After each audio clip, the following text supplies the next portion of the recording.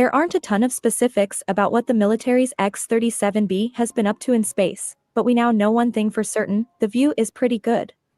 Recently, the Space Force released a single photo taken from the X-37B spaceplane, posted to the Defense Visual Information Distribution Service. The photo caption says the image was taken from an X-37B onboard camera, used to ensure the health and safety of the vehicle, and captures an image of Earth while conducting experiments in a highly elliptical orbit in 2024. The photo captures part of the robotic spaceplane and a detailed look at the Earth. It's not quite William Anders' Earthrise picture, but does show the level of quality on the X-37B's cameras, as well as a sense of just how far in orbit it is. The exact date and time of the photo are unclear beyond being taken in 2024. As for where it is, well, it's aptly listed as being in the Space Force Area of Responsibility. The plane took off on December 28, 2023.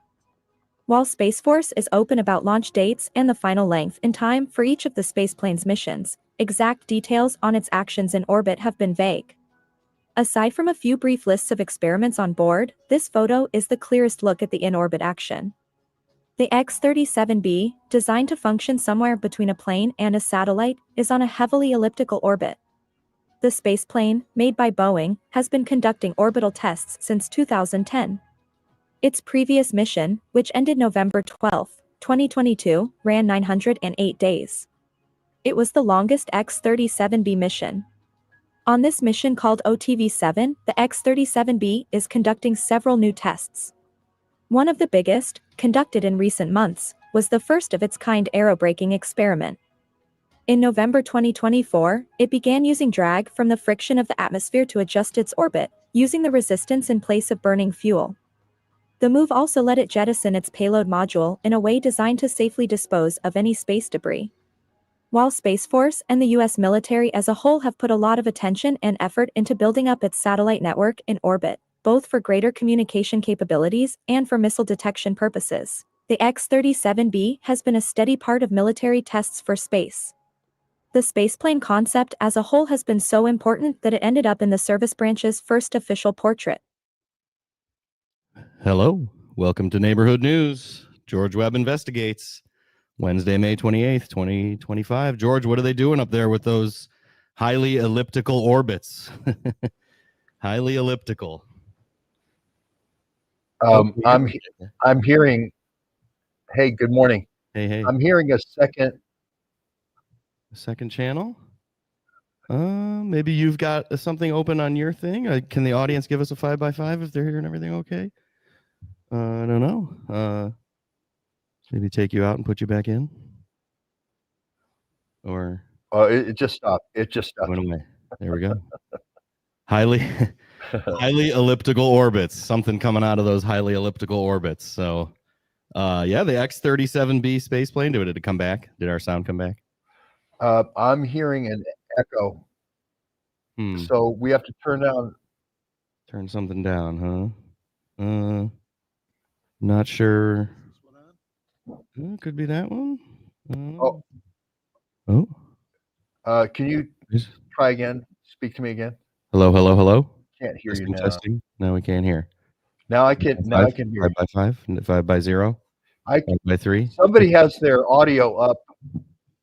Somebody has audio up, huh? Mark, maybe. I don't know. Here, let's try that. How about now? What about now? Any difference? I'm gonna go and come back. Sorry. You go and come back. All right. Yeah, there we go. Well, folks, hey, we're here. Neighborhood News, May 28th. Yeah, Mark, I don't know. I'm not sure what our audio issue could be here. Hopefully it's just something with George and we can pop him back in, maybe on his equipment. But thanks for being here, everyone. We'll have George back in a second. We were going to talk about the X-37B. And hello. Any better? Still there? Yeah, I know what I did. I was retweeting the YouTube, and so the audience experience has probably been great. But I retweeted the YouTube, and I was listening to the YouTube as it was broadcasting. Yeah, we've done that. So I was getting the X-37B on its first anthrax flight, and then I was getting the X-37B on its aerosolized Ebola flight. So it was doubling all of the biospraying flights. And so I was in this loop, but I apologize. Well, I'm sure there's some, double entendre that we could say. Oh, it's my fault. It's my fault. No, that's all good. But in general, what are they doing up there with this X-37B? We've heard a lot about Boeing lately, and there's always something else. When you hear something in the news, it's always, look here, don't look over there. With what they're telling you, and so it's like, oh, they got to get this airplane from Qatar because Boeing's so incompetent that Boeing can't even make a new Air Force One after 7 years. And it's like, well, I guess so, but they're doing a pretty good job making X-37Bs, or at least one X-37B, So I mean, this is certainly a Boeing creation here, or a Boeing product. Yeah. And tell us more about it. Well, good morning, Mark, as well. This is going to be great talking about to an old Cold Warrior like Mark as well. Well, how old? I'm remembering the X-15. That was. Yeah. So you think they've counted one by one? There've been 22 X's in between. Yeah, because that was like the Air Force's first attempt at like a space plane.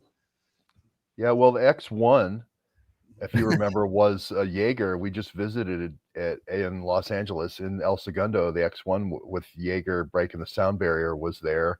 That was, I can't remember who came up with that one. But yeah, these experimental planes, that's what the X is for. Okay. And the idea of a space plane, like Mark is saying, is can we get above the Kármán line with a plane that takes off like a rocket and lands like a plane? That way, everything we do above the Kármán line, 327,360 feet up, is secret. We can run assassination rings with Otto Skarzini. We can get the old bioweapons from the old Soviet Union and repurpose those into a way of doing biosurveillance and a way of doing bio lockdown on people. We can run anything we want as long as we get a space plane that's reusable. Under that program, we can do anything we want. And so that's why the NASA has been so focused on the space plane idea. And X-37B, there's at least 2 of them. Okay. Yeah, and so I think there's more of them. But you see where the space begins at Kármán line there, and you see where the International Space Station is. The Kármán line is at 62 miles. And that's 327,000 feet up. So the only way you can achieve that is, with my knowledge of aviation, and which may always can be corrected, but is to take off like a rocket, like a Blue Origin one. And once you're up there, then you can then descend like a plane. But the plane taking off now up in Escoda, they're working on a vertical takeoff. A horizontal takeoff, and they may have conquered this, getting a plane to take off horizontally and getting into the, above the Kármán line. But if you don't get above the Kármán line, all your operations become visible to the other branches of the Department of Defense, and they become visible to the president. So if you've got an assassination ring, right, that is based in this and hidden in this budget, and it's to assassinate the president, that's going to be counterproductive. You've got to get above the Kármán line in these operations. Why is it that, was that just like an arbitrary number that von Kármán was a space Nazi too, right? Of course.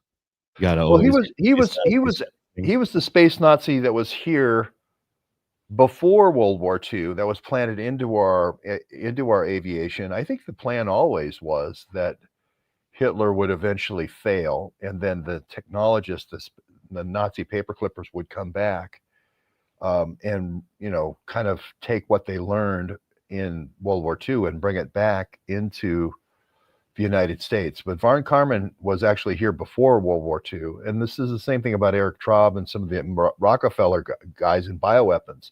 They were actually here. Here we go. No, we didn't got.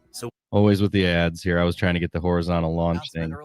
Well, let's see this, because I haven't been up to Escoda lately. As well as the military's newest branch called Space Force. Our political reporter Mackenzie Frost tells us where the spaceport will be located.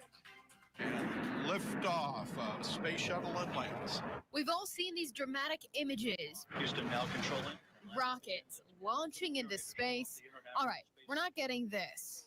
But we are getting a spaceport. Tuesday, lawmakers in the Michigan Aerospace Manufacturers Association announcing that Oscoda Wurtsmith Airport will likely be the next home to a horizontal launch site. But take a look at this rendering. The facility in the small beach town of less than 9,000 people on Lake Huron will house Michigan's ability to support launches like this.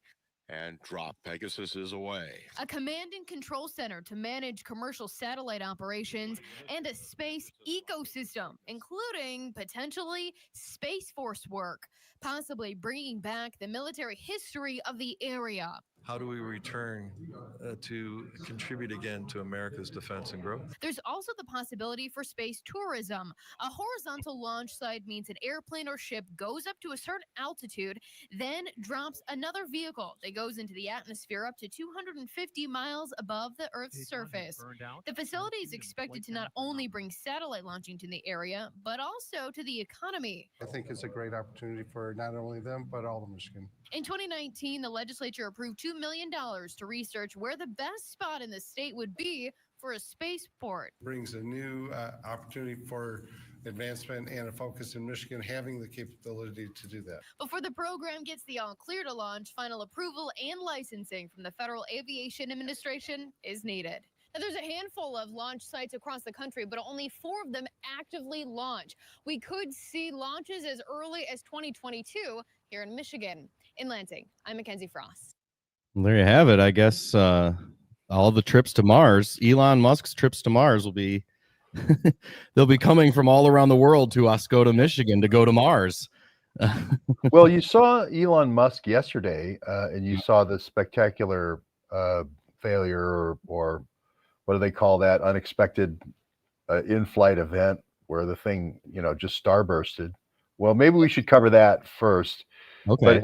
But I wrote it in the morning, right? I talked about the X-37B launch going to spray a Shinkolobwe uranium field in Africa, and which is I believe was written in 1959 or 1960 by either, if Martin Bormann lived after World War II, or his son, certainly posing as a Catholic missionary there with Werner von Braun. But the idea always was, hey, let's take the V1 and the V2 and the V3 and the V4. The plan always was in World War II not to send explosives and a nuclear bomb, but they had at the ready to send biological weapons that they could spread as a fear tactic, right? From the old Nazi regime. They had the biological weapons. They just couldn't figure out how to aerosolize anthrax. So the idea of using anthrax with these same Nazi warriors and the same Albert Speer Nazi scientists for taking over critical areas of resources, war resources like uranium and Shinkolobwe, was the plan. I believe it was written in 1959, but some people say 60, some people say 61. But I just rewrote that using the current commercial cutouts. So Elon, the space plane that they talked about, the X-37B didn't exist then, but I just put in the X-37B, the drones being dropped by little parachutes with boxes. I just put in Amazon delivery drones, with Jeff Bezos, and his grandfather was the one who came up with these clearances. So yesterday's Substack piece is basically the original Nazi vision. And it is interesting how these people that we have now with Bezos and Musk and the meta billionaire with Mark Zuckerberg, they do kind of fit into various parts of this old Nazi dream that got co-opted after World War II. Mm-hmm. And so you think this is old news for Shinkolobwe, that this already happened over there? I think this was written before I was born. Okay. Now this was a dream of the Nazis always, which was, hey, we've got these rockets. hey, we've got these bioweapons. That's the platform and the payload. It'll open vertically, right? All these drones will come out. These drones will then spray the enemy. That'll be the sword, if you will. We'll have the shield, Anktiva. We think it's going to be the bioshield. It's going to be Anktiva. And then we all live and we walk in. We don't fight for the rare earth metals. We don't fight for the gold. We don't fight for the diamonds. We don't fight for the silver. We walk in and just kind of push the dead bodies into a pile and, light them with kerosene. That's this idea of orbital warfare. I was thinking maybe that I was actually gonna ask this. So, or I'm gonna ask this. Maybe the spray is done below the Kármán line and the surveillance is done above the Kármán line, and that's essentially like what. I wonder. I'm treading lightly on the chemtrails issue. Maybe I should just go right into it, because chemtrails is one of those hot topics, but everyone's talking about it, seeing the chemtrails in the sky, right? And I think there's been Mark, even the other day we were outside and he was really, worked up about it, right? Because they're around and it's happening. We don't know exactly what it is, but they're out there. And I think the narrative that's sort of being pushed is this like, the global warming thing. Oh, they're trying to block out the sun. Oh, there's, social justice warriors all around doing crazy stuff and they're going to, ruin the earth or whatever. And I think that's almost like the false narrative maybe that's being laid out there. And it's really about this track and trace, that like, they're spraying stuff and maybe there's somebody out there who thinks that the spray will reflect the particles of the sun or whatever, but really they have an ability to, in that spray,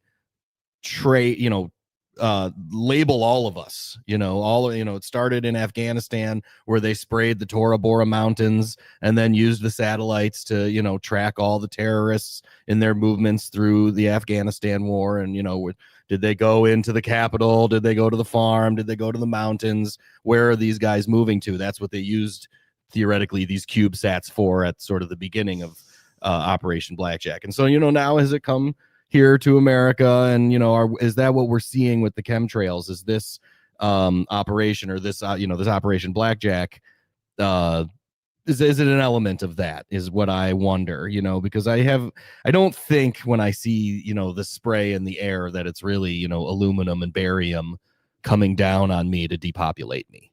I think there's something deeper out there, and I feel like that's the normal chemtrail narrative, is that they're depopulating us. They're spraying us with aluminum and barium particles, and, you watch Mike Adams, the health ranger, he's, grabbing the particles and the the tests and bringing them to his lab and testing the smog and things. So I don't know. But the AI justifies them getting rid of all these people, right?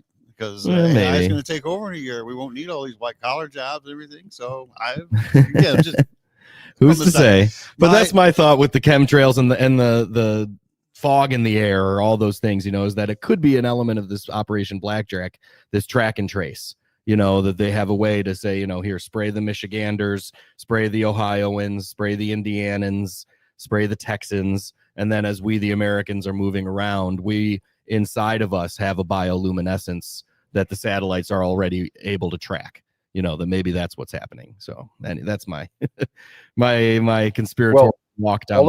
I'll let Mark throw in on that, but I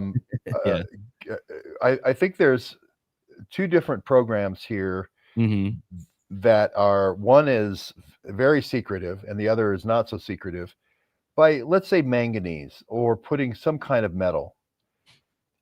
It's okay, because that has a dual purpose. It gets rid of whatever the unburned fuel carbon and creates a trace line so that planes and aviation are easier to see. It's sort of like putting a tagant in explosives, right? So that if once the explosion happens, you can figure out who did it by the signature of the tagant. These are little particles they put in explosives that are just for tagging, just for tracing. Right. It's the same thing with planes. If you want to trace planes all over the world, it's better that they have a colorful effluent, colorful in the sense that they can be seen from satellite. Right. It's better that they have a colorful effluent than not. And the downstream derivative from that is that it dusts the cars and everything. It redusts all the cars. And the cars become, when the stuff settles, the cars, the things that are in motion, are much easier to track as well. They're much more luminescent. Motorcycles even are more luminescent. Not so good for people because people change clothes all the time and so forth. But for cars, it's great because you can see what's moving and what isn't. Very important for military situations. This is something different. Dave Underdown's talking about Ascota being the place where all the anthrax missions, the secret anthrax missions, were done in the first Gulf War.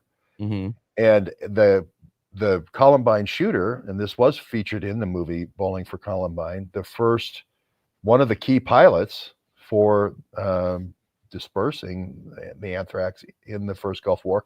And I say, going back to also the Iran-Iraq War, Civil War, was from Ascota, and all these guys came back and got sick with anthrax. Now, isn't it interesting that the son is the shooter in Columbine? Isn't it interesting that we have Paul Whelan, who's there at Ascota, coaching the folks, that gets inserted into the high school where Eric Harris is? He follows Paul Whelan, State Department, Armed Diplomatic Security Services, follows Harris out to Littleton, Colorado. Does Paul Whelan from Michigan does an exercise 2 weeks before the Columbine shooting for a massive shooter, and then all of a sudden Eric Harris is doing the shooting 2 weeks later. This is sort of a cleanup on aisle 7 of anthrax in Iraq, right? The kid's dead. Eric Harris thought, hey, wait a minute, people are really dying in this live exercise here. They're really falling and they're really bleeding. I wonder if this is a real exercise that they told me was going to be a live exercise. I think Eric Harris only fired his weapon 3 times. Klebold was all in, shooting like 67 times or whatever. But Harris is like, hey, wait a minute, I thought this was a live exercise. So isn't that kind of unbelievable connection to Columbine and the anthrax dusting in the first Gulf War? And this really starts all the mass shootings, by the way. All the mass shootings start with Columbine. Alex Jones dropped a little hint about that the other day, which told me he's watching our show. Or maybe Owen's watching the show or whatever, because nobody's talked about that. You're the only one who's talked about that. And he didn't really talk about it either. He was like taking callers and he was like, there's reports out there about the Ascota, But so it's like, hey guys, hey InfoWars, glad to know you're out there watching. But here, it's interesting that they were in Dayton before Ascota. That really tells me something. They're like, okay, so this was a space Nazi operation, because you do everything from Dayton, right? Wright-Patterson and Dayton. But here, this is from an article, a CBS News article. Wayne Harris was in the U.S. Air Force and moved his family many times during the course of his career. In 1983, the Harris family moved to Dayton, Ohio, and then in 1989, they moved to Ascota, Michigan. So 6 years in Dayton, then on your way to Ascota, just as the continuing operation continued there. Yeah, and it's great having Mark here, because two Michiganders, who lived through all this, with the guy who made the film of Bowling for Columbine and all that. Michael Moore. Yeah, Michael Moore. Lockheed, Harris's father goes out. Wayne Harris goes out and works for Lockheed in Littleton, Colorado. And again, the number one problem, going all the way back to the Nazis, going all the way back to Werner von Braun, is this damn anthrax sticks. Right now at the Home Depot, shop Memorial Day save. I always got to remember the audio part there. But and maybe we should play the trailer, or yeah, play the trailer. Yeah, go ahead and play the trailer. I'll get that lined up here. But if you look at the space plane from Ascota, it's sort of a Back to the Future. It's sort of saying, hey, I really don't want to send a big X-37B. If I'm just going to dust the Shinkolobwe uranium mine in Africa, I don't want it to be a big launch event where everybody comes and films the event, because then everybody's going to go, well, what is the X-37B doing? It's a secret mission. What I'd rather do is take off like any other plane you know, and like thousands of plane launches every day in Michigan, right? And then have the cruise missile go to the Shinkolobwe mine and dust all the miners with some kind of thing to reduce their immunity so that we can give them all Anktiva. So that's the gist here. And I think the Escoda method is much more stealthy than doing the X-37B, which is, I think X-37B is kind of like working it out, how to do it in a stealthy manner again, rather than, and then you have to, here comes Michael Callahan parachuting in, right? How many times has Michael Callahan parachuted in with the solution with all the UN and all the folks to help the poor villagers with the reduced immunity? And then you choose the miners you want in there. All the other people that have AK-47s, they get sick and die. So, but now Shinkolobwe is cleaned out. So really, we're like, okay, where are they on to next? Right? We can use Shinkolobwe as like, look what they did. Look how they do this. Or you think it's still about Shinkolobwe? Because I'm thinking Shinkolobwe is still going, in my estimation. They're using kind of old techniques with Shinkolobwe, but they're still paying people to haul uranium. I can't remember if it's over the border to Zambia or wherever, but there's a run that they make, and they're paying these individual miners to go in with pick and shovel. I believe that's still going on. Interesting. I guess, that would sort of be, so like Jeffrey Epstein was big in this technology, and I guess, people want to talk about, the kids and the children and all that, but we really, really are more interested in the technology and the science and what he was in. And he was really involved in this, what was that? LiDAR, I believe, the LiDAR technology, where he could go around and look, using satellites to look at the earth and maybe find uranium deposits or gold deposits or whatever deposits he was maybe looking for. So it's like, I wonder if that's what's in this 37B, and it's cruising around, maybe one of them's cruising around looking for stuff and the other one is coming right behind it to do the spray when it feels the spray is necessary. Well, imagine you want to launch a pandemic. Let's just start from that. Okay. So put aside Werner von Braun terrorizing the people of London with a bioagent. If you don't come to terms with us, we'll send over our anthrax. But let's just take the we don't want war, overt war. We want a subtle war, a silent war, where the enemy doesn't even realize they're at war. Right. This is called special operations, low intensity conflict, right? So what if we could send a missile or a series of missiles that would not be detectable? That's why I say the Escoda plane is the solution, I think, in the long term. Goes on a secret mission. Nobody knows what it's doing, but every time it circles the Earth, I think it circles the Earth 7 times, a satellite in one day. Every time it does, when it gets over the place where it needs to do a pass, let's say the continent of Africa, the whole continent of Africa, right? You spray the whole way, whatever your bioagent of choice is. Now, we've said that the bioagent of choice, the CIA, George Bush, Ed Meese, Secretary of State Baker, when the old Soviet Union fell, they inherited all this stuff from this organization called BioPreparat, which is right behind me. This is the Ken Allebeck.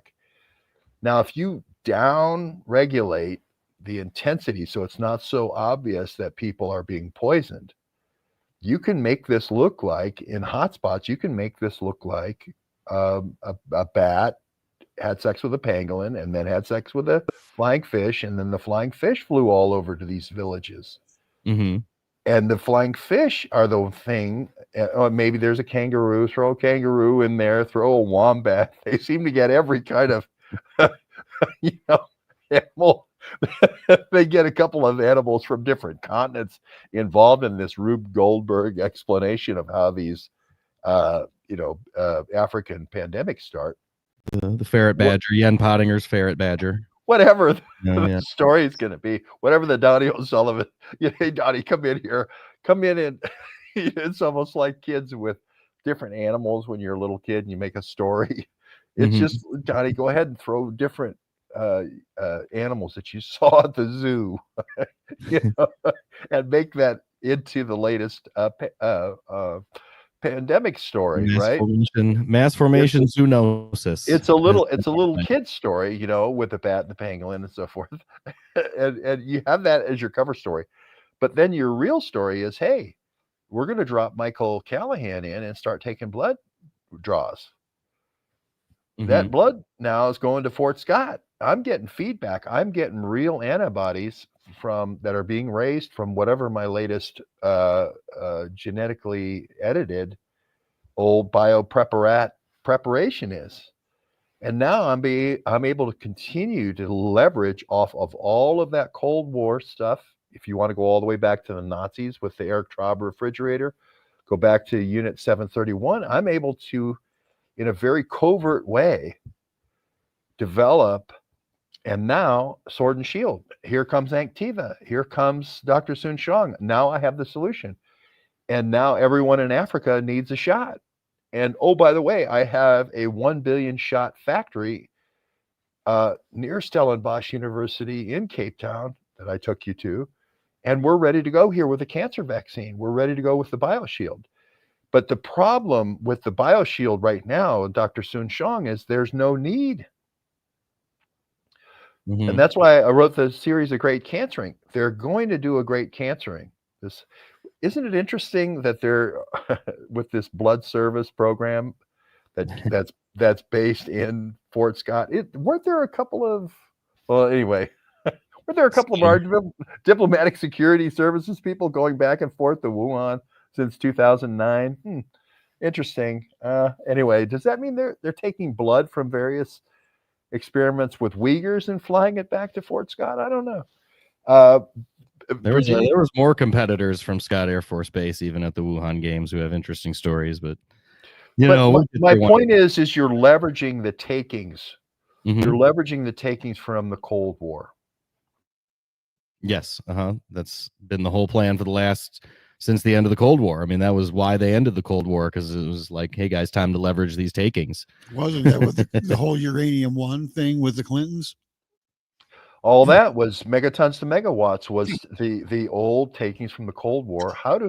Here's George Bush coming in going, hey, Reagan, what are you doing with Gorbachev, destroying all this stuff, from the Cold War, as communism's falling.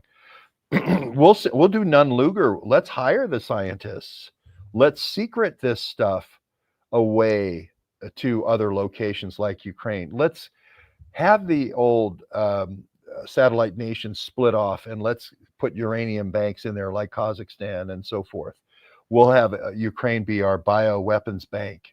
We'll have Ukraine be our highly enriched uranium bank. That's what happened.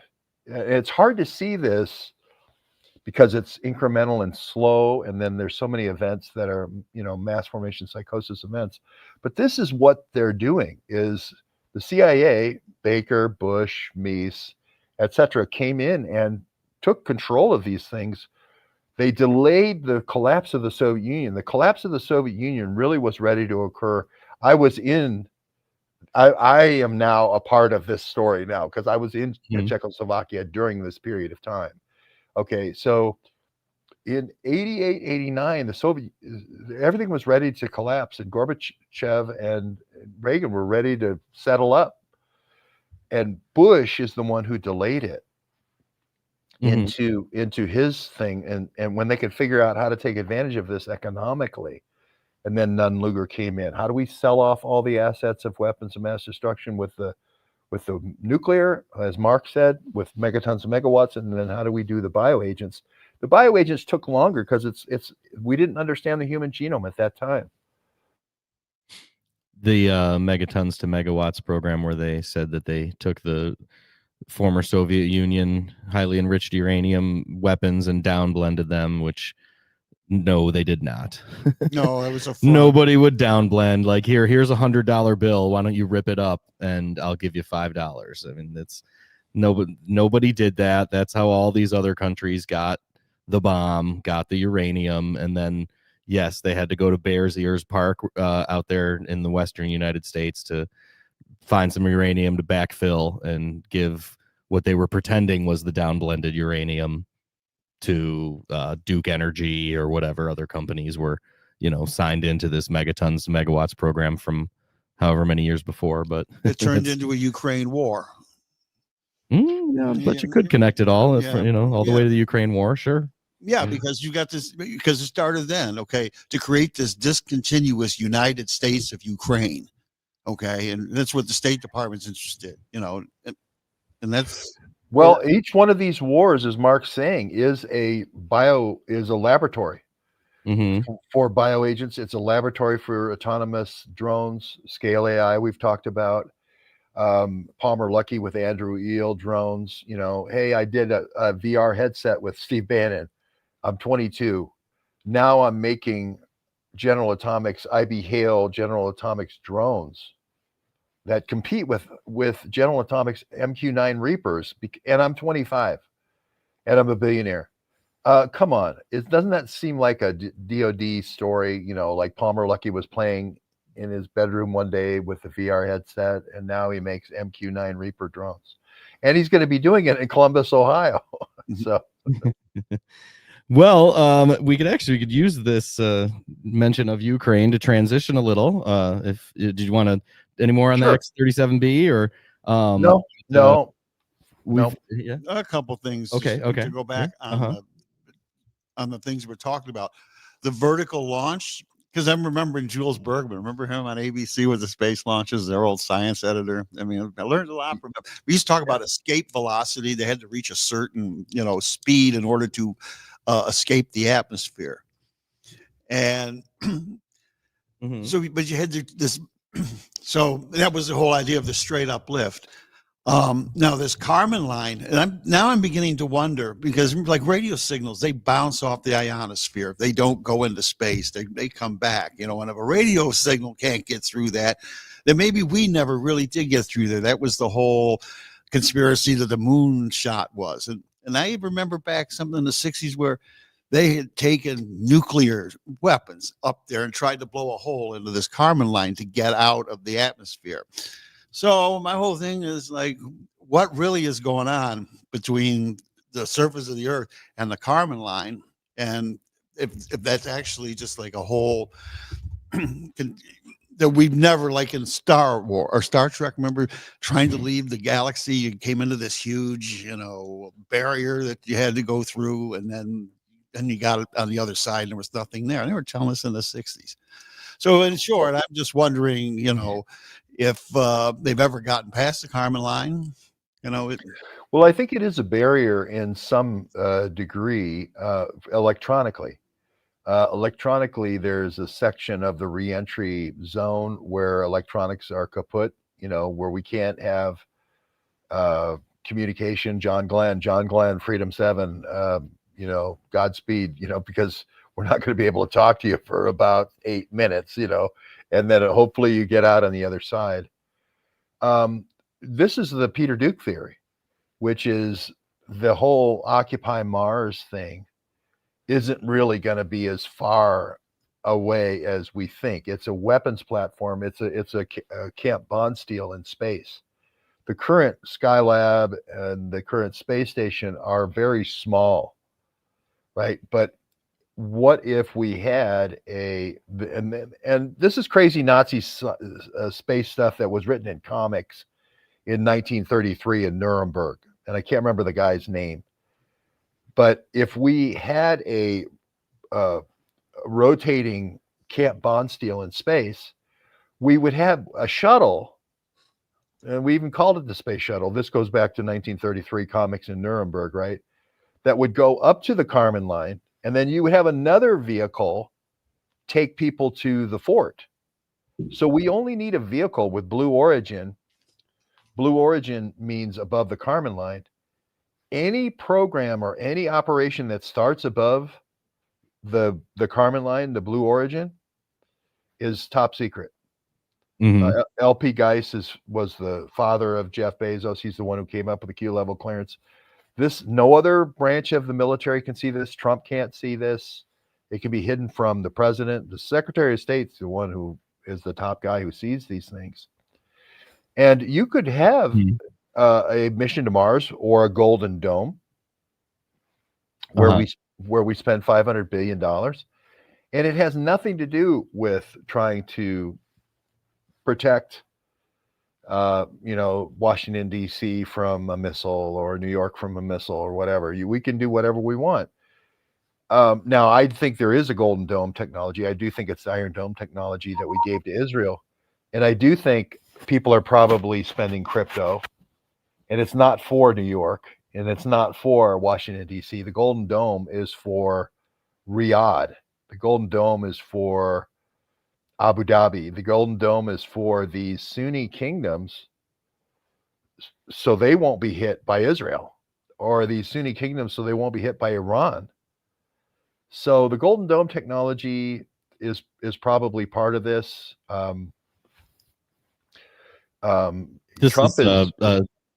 This is like that missile technology they have in Israel, where there's just sensors all over that protect. Yeah, send a missile to hit another missile if a missile is inbound over the homeland, quote unquote. I guess, right? Would be how that works. Yeah. They have the Iron Dome, and then they also have a laser base. That's what they call it in Israel. They also have a laser base thing. But Trump is going to, I think, license this, even though we developed the technology and the Israelis got it. They're going to license this from the tech company in Israel, and then they're going to spend $500 billion. This is the Peter Duke thing is Occupy Mars it's a front company for the next thing that missile and space defense wants to do. These guys that were, this all goes back to LP Geist, the grandfather of Jeff Bezos. Hey, we're a bunch of insiders that have top secret clearance. We have access to all the top technologies. We should form an investment company and create mass formation psychosis for the next step of the thing that we want to do to develop this technology. It'll be our little investors club, and we'll call it Q level clearance, Department of Energy. And if you look at all of these things were talked about in the 30s in comic books, right? By this guy who was Werner von Braun's comic book writer. But they were talking about a Golden Dome technology for Berlin, of how they would do missile defense, and conceptually all this stuff. So it's just this remarketing of all these comic books of Berlin in 1933. But for real, I mean, he's really going around to all the kingdoms, and Trump's really going around and saying, hey, do you want in on this? Well, if you want in on this, you're going to have to buy this Binance crypto coin from China, and we're going to have a secret dinner, right? He's doing this right now. I mean, it's kind of like, hey, you've seen Israel, Israel's got this. You want to get in on it. You guys, if you don't want to be behind Israel anymore, if you want to get with the program, here's how you get with the program, because it is like Israel has demoed this for everyone by, and even remember that barrage of rockets from Iran, the like 300 rockets from Iran that came like a year ago or whatever. Yep. And like a couple of them got through, or maybe not even a couple of them got through, or who knows what that was. 2 got through. I think 2 out of 300, some got through. Right. So that was sort of a demo of like, hey guys, here's what this thing can do if you want to take it mainline. Well, if you think about keeping the tension, the fear, the key thing here is keep the fear. When someone is in fear and you have the solution to alleviate their fear, you're always going to be in control. So it's fear is a control mechanism. Now we say, hey, you're the richest guy in the world, KBS or MBS, right? Mm-hmm. But you always can get hit with a missile. Look how Soleimani got hit. So if you don't have a Golden Dome, and then hey, 500 billion, and then so when Scott Bessent of the Treasury is talking about all the investment in Saudi Arabia and all the investment in American technology, when they're talking about Howard Lutnick, he's talking about all the investment, they're talking about weapons. Right. Of course. What else would they talk about? What else? I mean, or crypto, weapons and crypto. I mean, when's the last time New York got hit with a V1 or a V2 rocket? how much do we really need the Golden Dome? It's not really for us. It's for Riyadh, right? It's for Mecca. It's for Medina. It's for Hebron. It's for the Middle East where there's these intermediate rockets. It's for Berlin. It's for NATO.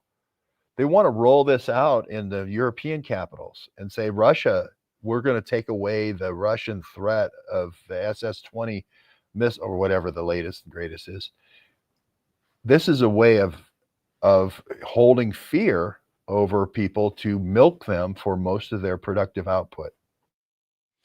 Yep, this is the story of our lives. The story of our lives and many around the world. Absolutely. Should we move on? I got a few other topics to talk about here. We're getting close to our hour, although I guess it's 2 hours. Along with this here, because nothing's here, really Mark. new, but anyhow. What's here? He airdropped this to me. This is a Space Odyssey, 2001: A Space Odyssey. Right. Here. This is a trailer, okay? But you never really got to see this unless you saw it in the big screen. But why was this relevant to what we were talking about? Just because this is about space. This is 1968 is what we're looking at, or maybe 1967 when it was made, and then really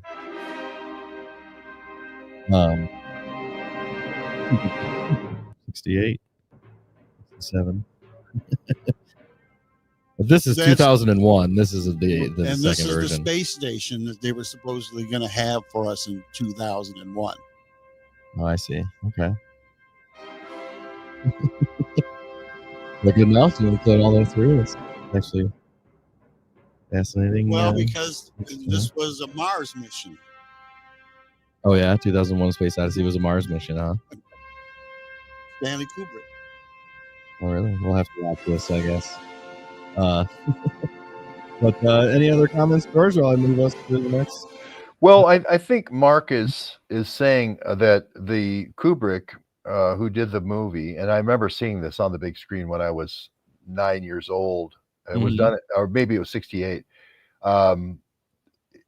It was sort of like the get our mind off the Vietnam War and get our mind on, human potential and the fact that we should be spending all this money on NASA and we should go to the moon.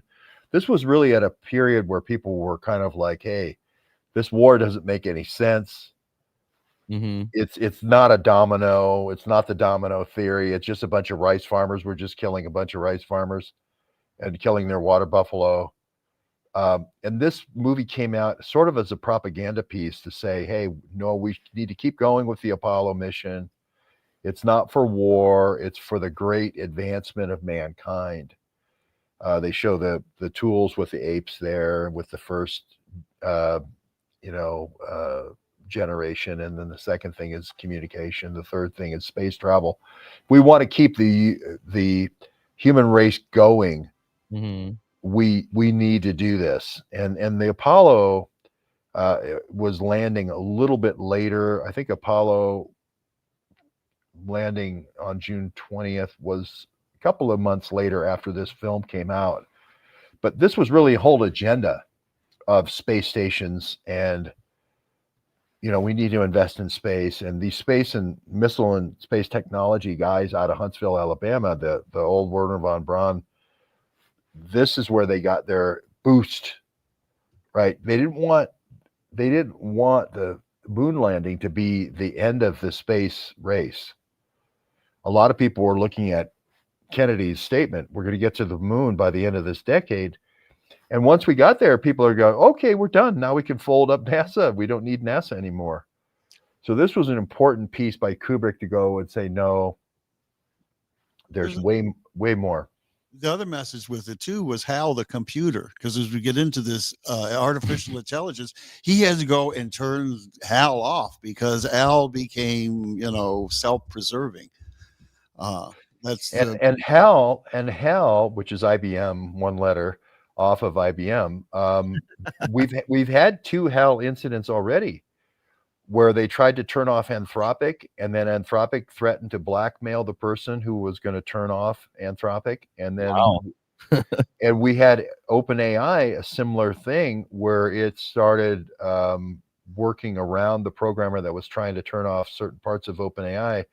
So yes, Hal, open the pod bay door, Hal. I don't. Is that what's happening here? Yeah, and then he goes, I don't think I can do that, Dave.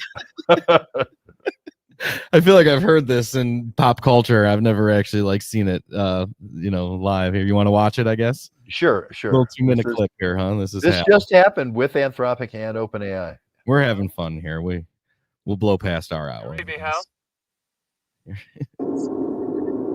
Hello, Hal, do you read me? Hello, Hal, do you read me? Do you read me, Hal? Affirmative, Dave. I read you. Open the pod bay doors, Hal. I'm sorry, Dave. I'm afraid I can't do that. What's the problem? I think you know what the problem is just as well as I do. What are you talking about, Hal? This mission is too important for me to allow you to jeopardize it. I don't know what you're talking about, Hal. I know that you and Frank were planning to disconnect me, and I'm afraid that's something I cannot allow to happen.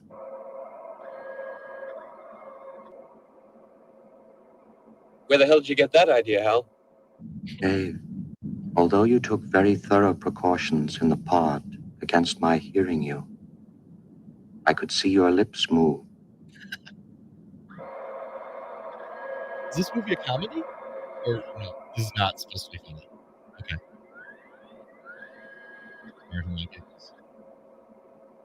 All right, Hal. I'll go in through the emergency airlock. Without your space helmet, Dave, we're going to find that rather difficult. Hal, I won't argue with you anymore. Open the doors. Dave, this conversation can serve no purpose anymore. Goodbye. Hal? Hal? Hal? Hal? Hal?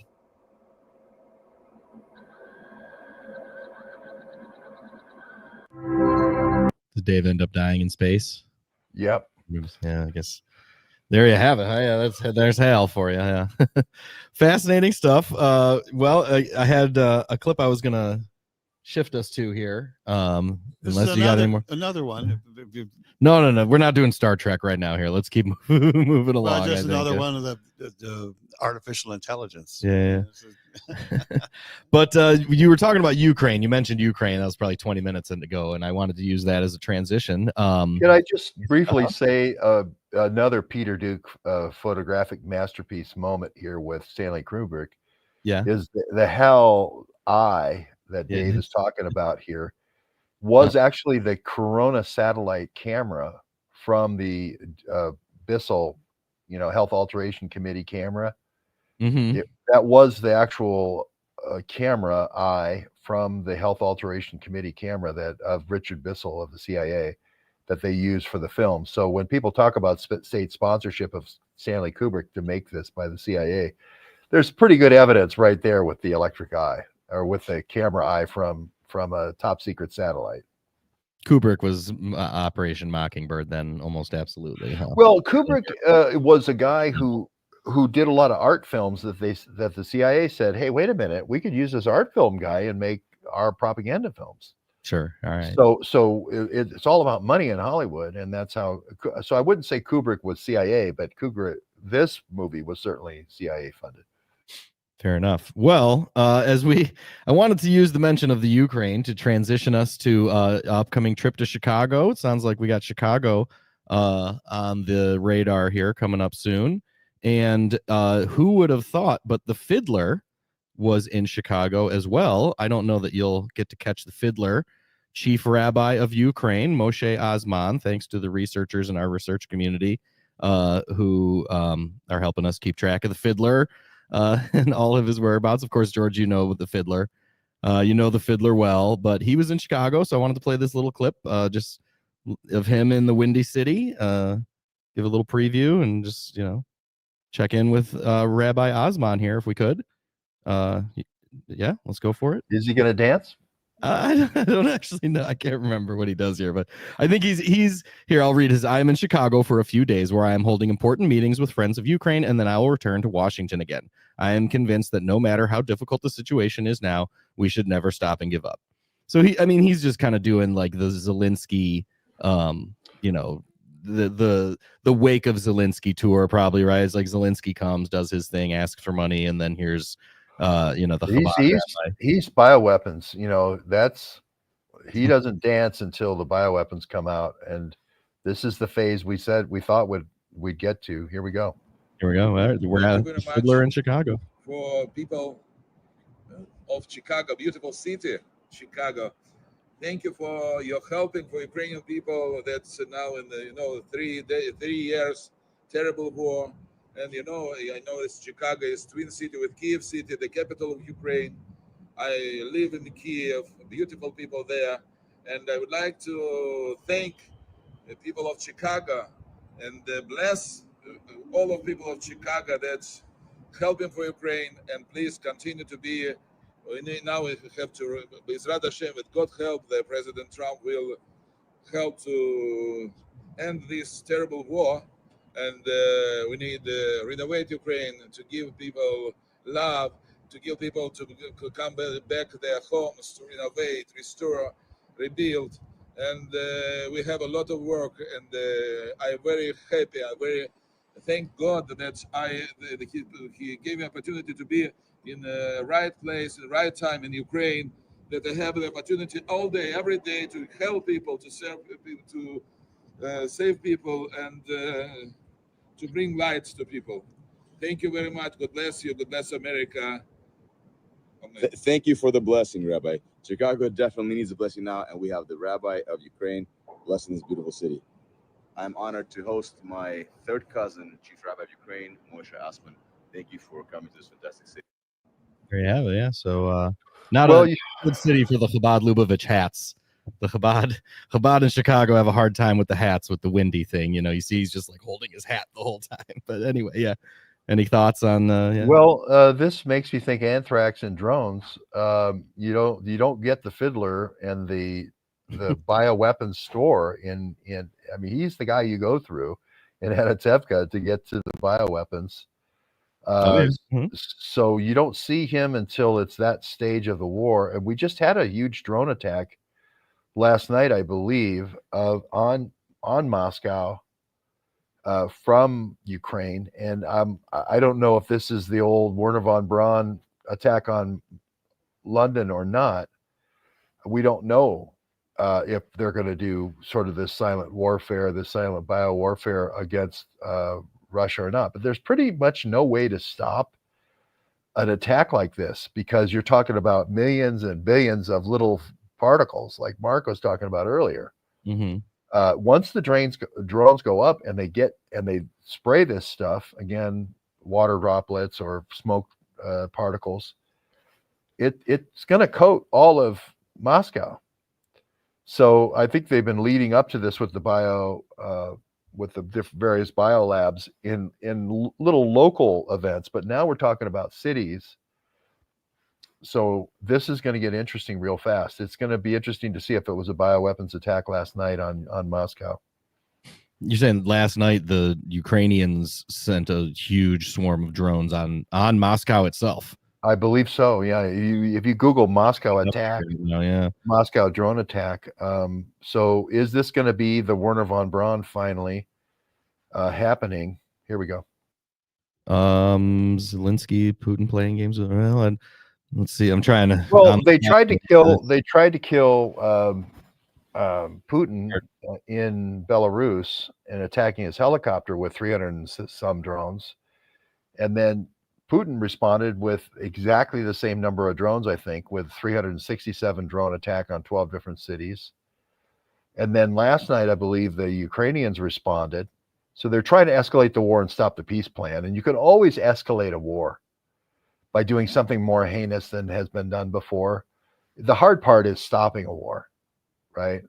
And if you make money every time, if you're Palmer Luckey and you make money on every secret drone mission, if you're, Hadron with Ken Hellebeck and BioPreparat and Dr. Lee, Earl Bryan, you want the war to keep going. If my business is aerosolizing anthrax, I want Moscow to be doused and sprayed. Now, we don't know for sure that there was a bioagent attack, by the way. We're just saying that this is the place to do it in a war zone. These are the Anduril drones on screen here, Palmer Lucky's. Those are the small ones. He's got big ones now. You should see the ones they're making in Columbus. They're MQ-9 Reaper size. Yep. There's an attempt to start a war, okay, and deflect the blame on someone else, from these various forces. But I think Europe, they're so in debt that all they can do is start a war because they can't pay their bills. So I'm like in June, I'm thinking for a Franz Ferdinand kind of a moment that'll set the whole world on edge. Wouldn't killing Putin be a Franz Ferdinand moment? I think it'd be bigger than a Franz Ferdinand moment. Yeah. That was 2 days ago. Yeah. Hopefully, citizen journalists can be a part of stemming that tide. Well, just making do our people part, aware, right? But there's a lot of incentive with the debt situation with all of these countries. They're all in debt. None of them can pay. So it's like war is always kind of the way you settle accounts. So let's. The people that are responsible for the bankers need to be the ones get blamed for this, and not this country or this, because they're all being used. Bank of International Settlements with the Middle East Marshall Plan. There's a Ukraine reconstruction plan where there's $750 billion that we're talking about here, and they want all of it. But they're not quite ready for the reconstruction money, because they think, well, wait a minute, what if we had 20 more years of war? That'd be really good, for us with these autonomous drones. Yeah. Mm-hmm. So the last story I wanted to get your input on is just keeping track of Trump and where he's going whenever Trump hits the Midwest, or really whenever Trump hits anywhere, but especially the Midwest. We like to talk about it, cover it as best we can. And he will be coming to Pittsburgh on the 31st. So 3 days away, Trump is in Pittsburgh doing a rally. This will be the second rally of his presidency. He did the one in Warren, Michigan, and now he's doing one in Pittsburgh to celebrate the U.S. Steel deal. I don't know if you heard about this, but the U.S. Steel was going to get bought out by Nippon Steel from Japan, and then they weren't, and then they were, and then they weren't, then they were, and Biden quashed the deal, I believe, during the last few months of his presidency, and now Trump, is certainly Trump's done something to help broker a deal for Nippon Steel in Japan to purchase U.S. Steel out of Pittsburgh, who was obviously suffering and probably about to go under. And so Trump will be going to the Pittsburgh area here in a couple of days to give a rally, which just makes me think like, wow, I mean, their idea is, I don't know. The idea is to merge not to go with Nippon Steel, was to merge U.S. Steel with Cleveland Cliffs and keep it as an American company. So more so, can Trump just stay away from Butler? It's like, you've been shot in the head over there. There's clearly a group in the Pittsburgh area that is working. It wasn't crooks, despite what Bongino and Kash Patel want to tell us about crooks being a lone gunman. We don't believe it, and it's like, can we just keep Trump away from Western Pennsylvania till maybe the end of the term? But I don't know. That's my editorialization to. Well, our 2 weeks, my 2 weeks of walking and in the footprints of crooks and everybody else in Butler, there's a big Cleveland Cliff steel plant there, as you know, and they made the rail wheels there. And this is a bailout, I think, for Cleveland Cliffs. I think Mark hit it on the head. It's a bailout for Cleveland Cliffs, and the people who own Cleveland Cliffs are the ones that exfiltrated the technology overseas to begin with. They're the ones that turned the place into one shift a day versus 3 shifts a day. They're the ones who put all the drugs into Butler. They're the ones who put all the prostitution into Butler. So they were the one who the Cleveland Cliffs folks are the ones who ghettoized Butler to begin with, and now they want the bailout. Now they want to be let's go back to 3 shifts a day in Butler.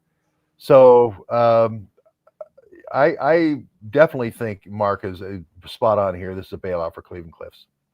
Wasn't Steinbrenner, George Steinbrenner, didn't he own Cleveland Cliffs at one point in time? The Yankees owner?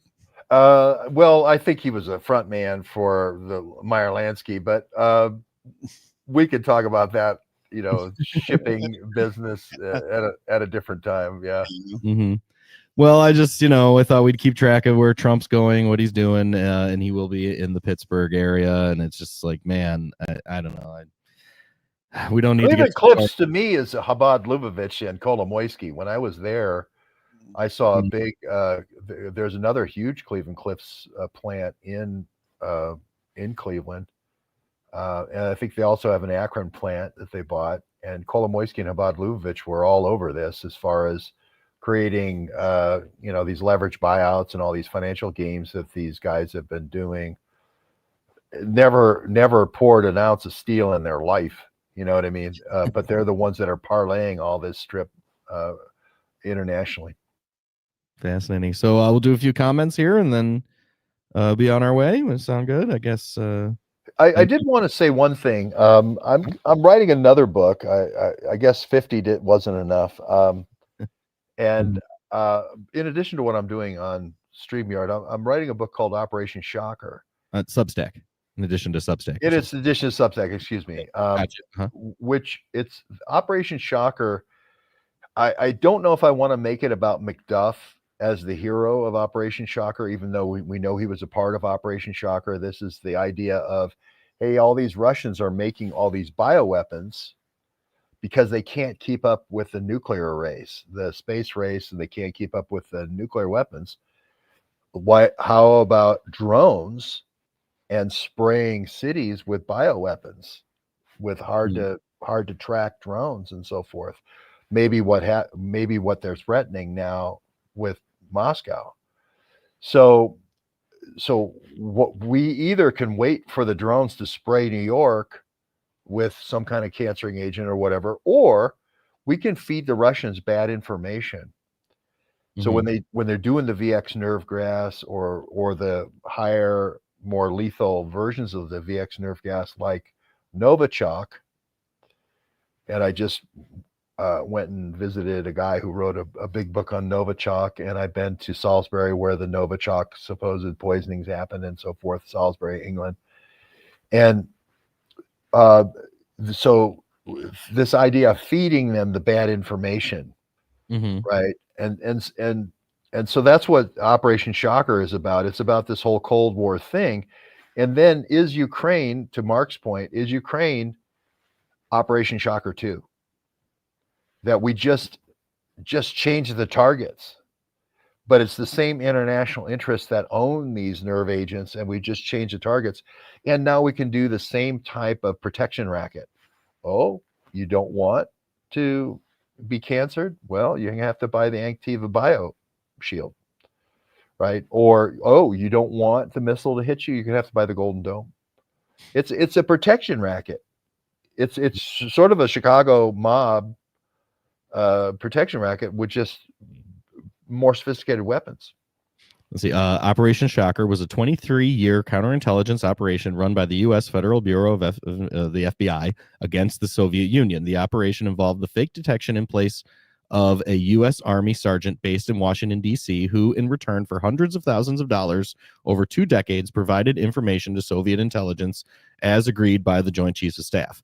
This included over 4,000 documents on a new nerve gas the U.S. believed unweaponizable, with the U.S. intending to waste Soviet resources.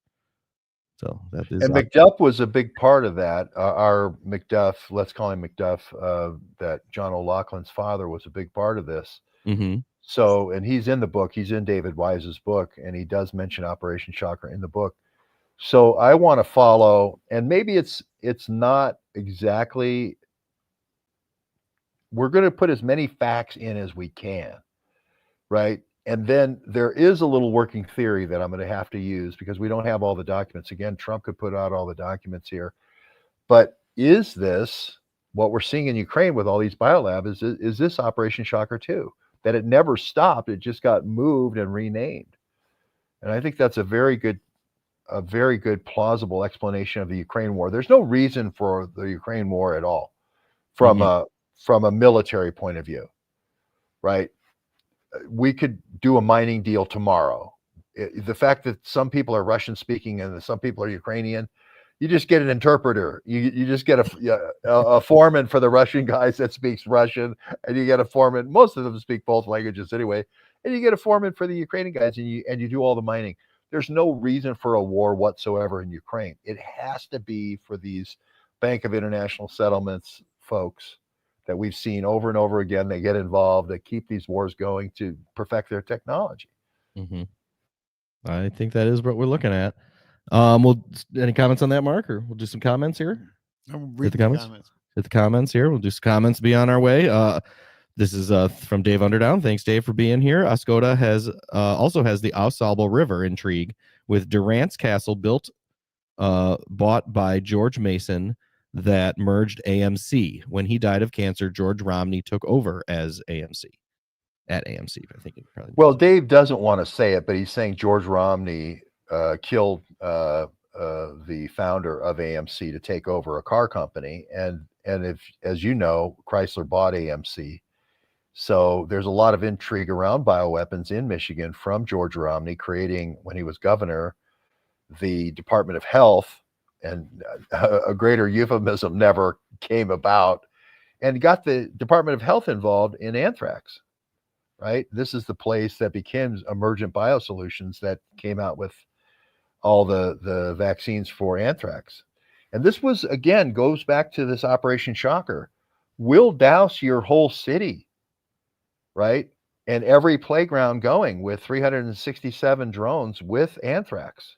You're not getting away from this. This is not like we're duck and cover. You can't get away. You have to breathe, right? And then we'll have the vaccine. We'll have the BioShield, this Donald Rumsfeld. We'll have the BioShield. We'll have the Anktiva. We'll have the BioShield. And, you know, he got into the weapons business. He was the CEO at AMC, and then he got into the bioweapons business with this whole Oscoda, flying these missions to Iraq with Donald Rumsfeld. And then it got into the Iraq war. And now we're like going to attack Saddam Hussein, who we've been supplying the anthrax. Now they're going to use it against American soldiers. So now there's this crash course to develop an anthrax vaccine for U.S. soldiers with Bruce Ivins. So if you follow Romney, both George Romney, of course, George Romney's dad was killing all these Mexican guys so he could have as many wives as he could in Mexico, if you remember. So this is a family that they would kill 50 Mexicans so that he could have 50 wives. That's George Romney's dad. It's making me, you know, kind of question now with Romney taking this over. If it wasn't so much the car company, but it was Kelvinator, the refrigeration division that was part of American Motors. I would think it's Kelvin, like the Kelvin temperature, KEL. A lot of the zero or near zero, sub-zero experiments, physics experiments, I believe Kelvinator is the supplier of the technology to do that near sub-zero type experimental work. Because they created, you know, like the climate controlled air conditioning for their automobiles. They, you know, they beat the other big three in that.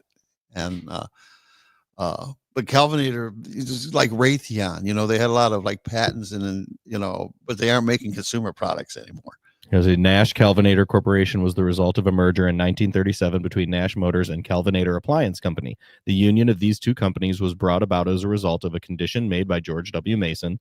That's who Dave was referring to there. Prior to his appointment as CEO of Nash, the company manufactured cars and refrigerators, as well as aeronautic components and helicopters during World War II In 1954, the company merged with Hudson Motors to form American Motors Corporation, AMC. So was this to get like air conditioning in cars? Was that sort of the like, oh, these cars are too hot, let's get the AC in there? I was thinking more of for the medical purposes of refrigeration. And I don't know, would you need refrigeration with anthrax? Well, for instance, if you're in a desert and it's 120 degrees, climate control of the helicopter is going to be important. But I think also just the whole idea of climate control, like in a tank on a hot summer day in the middle of the Africa campaign, might be important. But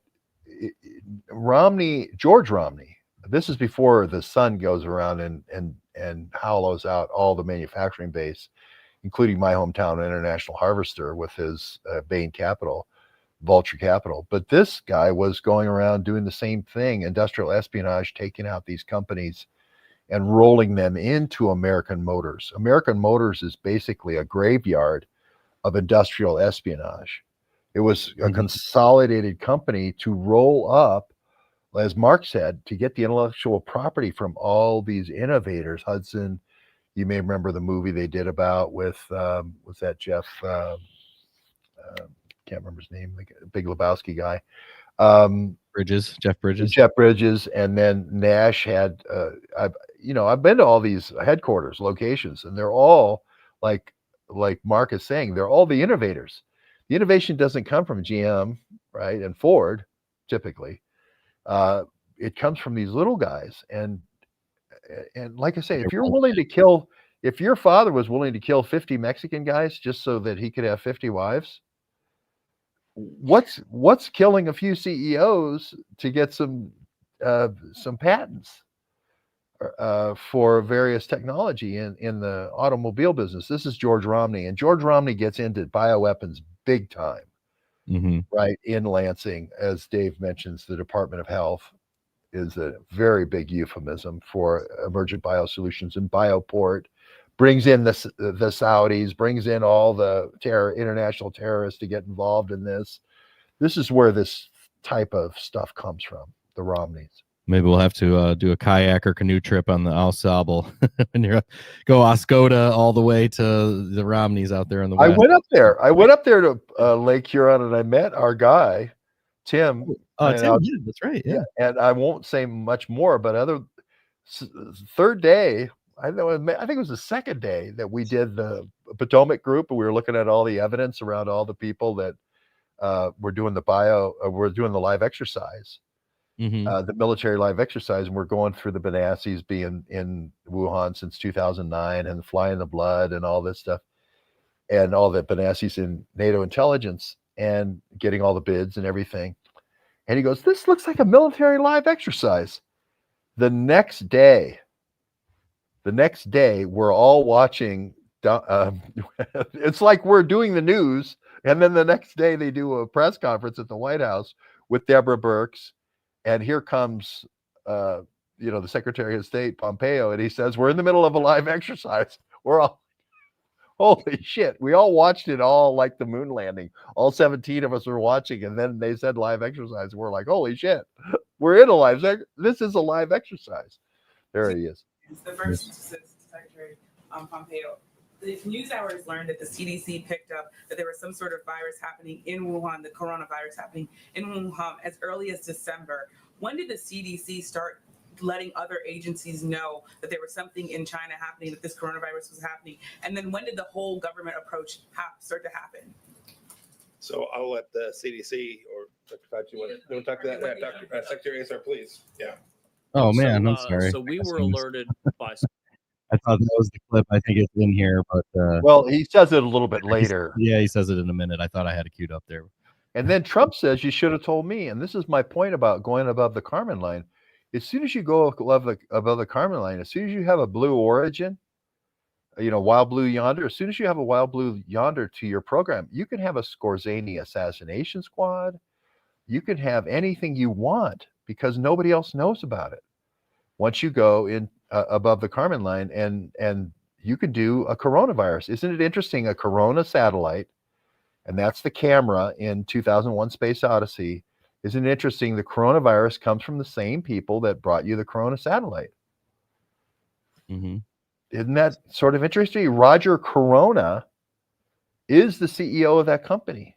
He's the one who gives the jet to Paul Whelan so he can fly to Littleton, Colorado, right? And do the Columbine shooting and start the whole series of massive school shootings, right? That starts with Paul Whelan, and that starts with Roger Corona of the coronavirus and the Corona satellite. Same program. There is a lot of steganography in It's called a secure access program. If I have a secure access program where only us three know about what it is, and it's the Corona satellite or it's the Corona camera, we could say, you know what? There's another new opportunity coming out in AI. Let's start an AI company. Well, we could either do it publicly and out in the open so everybody can compete with us, or we could do it in a stealth manner for 20 years. Right? And use our same secure access program amongst the three of us. And that's what's happened ever since the Q clearance was created by Jeff Bezos' his grandfather. What's happened? The DARPA kids have used their insider advantage over and over and over again. And if they have a technology, a solution, you know, like a better mousetrap, they'll create a mass formation psychosis. If they have a Golden Dome technology, and nobody says, what do we need a Golden Dome for? Nobody's ever shot a missile at Washington, D.C. They'll go ahead and or done a drone attack. They'll go ahead and do a drone attack on Moscow to say Moscow needs a Golden Dome, or Tel Aviv needs a Golden Dome, or I think Tel Aviv already has one, but that Riyadh already needs a Golden Dome. They could take the 367 Flying Monkey drone attack with bioagents of Moscow and then go right to Mohammed bin Salman in Saudi Arabia and say, they could do this to you tomorrow. Iran could do this to you tomorrow. You need the Golden Dome. Mm-hmm. You need to buy some Binance, the Binance Bitcoin. Mm-hmm. I wanted to get into Binance with Mark because I know Mark knows all the crypto. Well, I don't know. We've got a lot of learning to do, but yes. But Trump just had this meeting on Thursday night, secret meeting, and this Chinese guy with Binance is supposedly providing the coin, and all these Arab sheikhs are buying. What's going on there? Are they investing in Golden Dome? Are they investing in the redevelopment of Gaza? Are they investing in the Ben Gurion pipeline? What are they investing in with this Binance? So those are questions we have. There is the CZ guy. CZ, Zhao Chenping Zhao, but he's commonly known in the Bitcoin community as CZ. But he comes out of nowhere. This company was only created in 2017 in China. It gets thrown out of China. They're convicted of money laundering. Mm-hmm. I think this is who does DeepSeek, but you do all this stuff through Stealth Coin, right? And now Trump just had this meeting. This is a secret meeting with secret Stealth Coin for something with all these Arab sheikhs. I say it's the Gaza Development Corp to make the Las Vegas Strip happen with Arab ownership, but it very well could be the Golden Dome. It very well could be the space and missile defense guys going, let's shake these sheikhs down. It's the shake now. It's shake. It does appear what's going on. I mean, they were just on the tour to Saudi Arabia and now continuing on. That is what we are seeing. That's what the metadata is showing us, at least, through our news analysis. Drill, baby, drill, and the lower oil prices that make the sheiks a little more malleable. Again, this is the control mechanism. Fear is the control mechanism. Yeah. Hey guys, we can bring that oil price down to wherever we can make a negative $40 a barrel if you don't play nice over here. Yeah. Here's from Thermobsterful. Thanks for Thermobsterful for being here. Harris Stovall, OSS, hundreds of patents for Collins Radio out of Cedar Rapids, Iowa.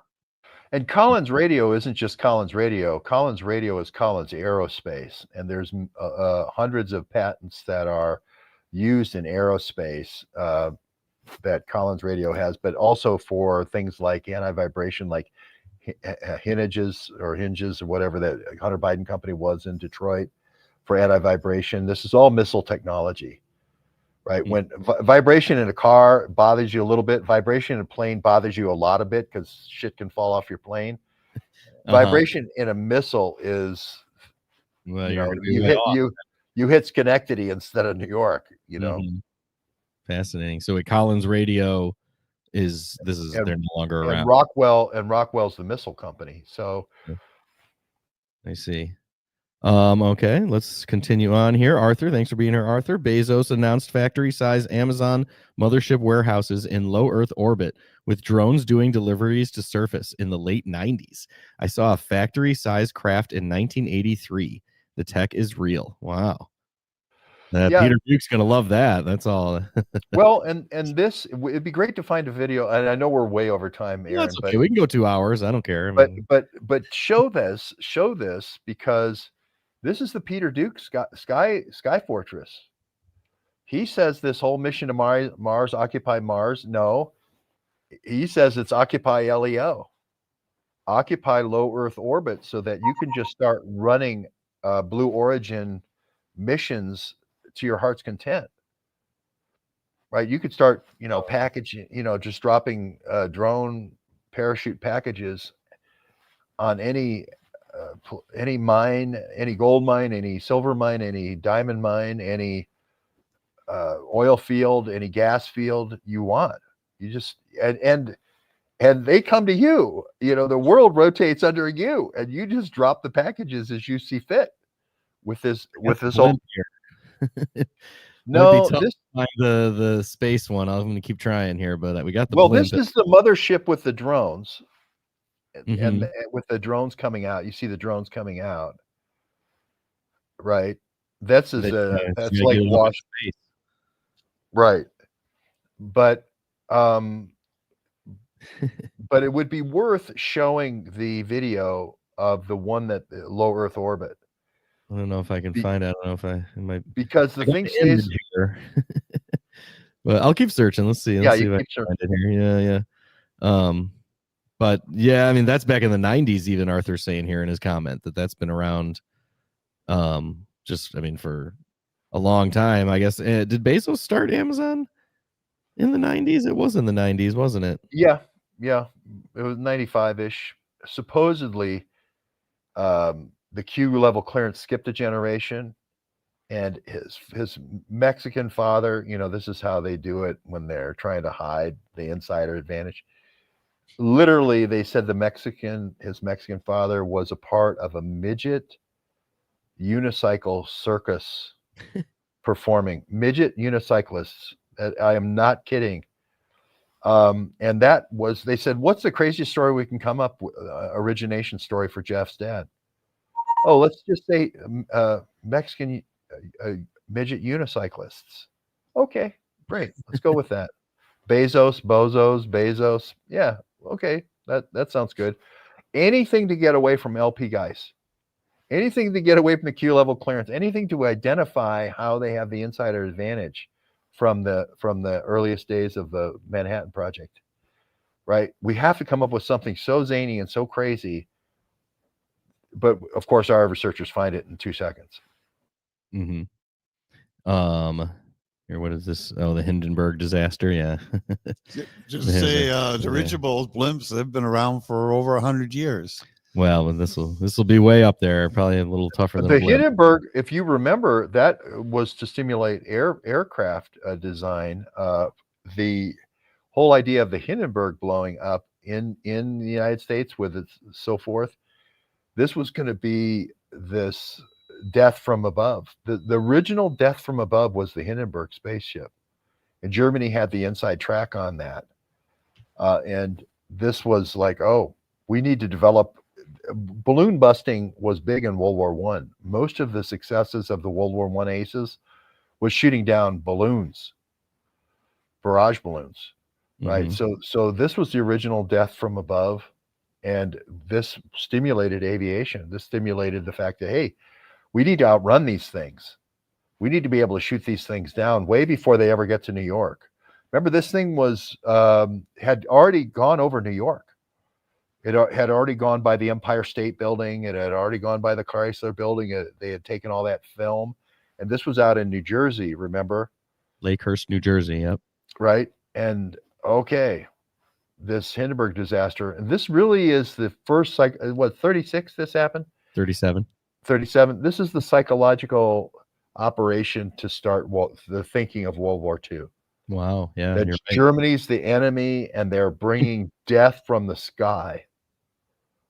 Right? This is where you first start this whole cycle of let's have both sides.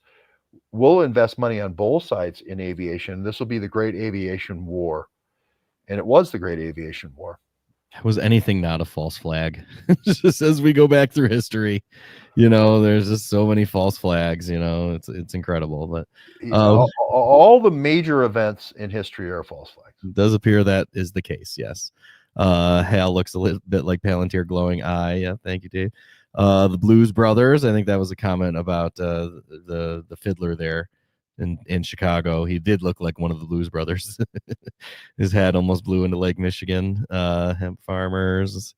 And Aaron, the reason why I say most of the events that we know as news are false flags, the really important events where you really get all the news in one go are the ones that are completely ignored.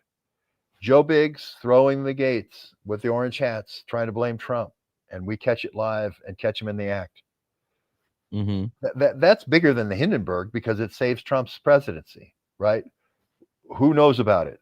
The live exercise that we just showed, calling it out in March 2020, that's bigger than the Hindenburg. That affects every man, woman, and child in the world, and we're calling it out and stopping it in its tracks. That's bigger than the Hindenburg. Who knows about it? Nobody knows about it. And on and on and on.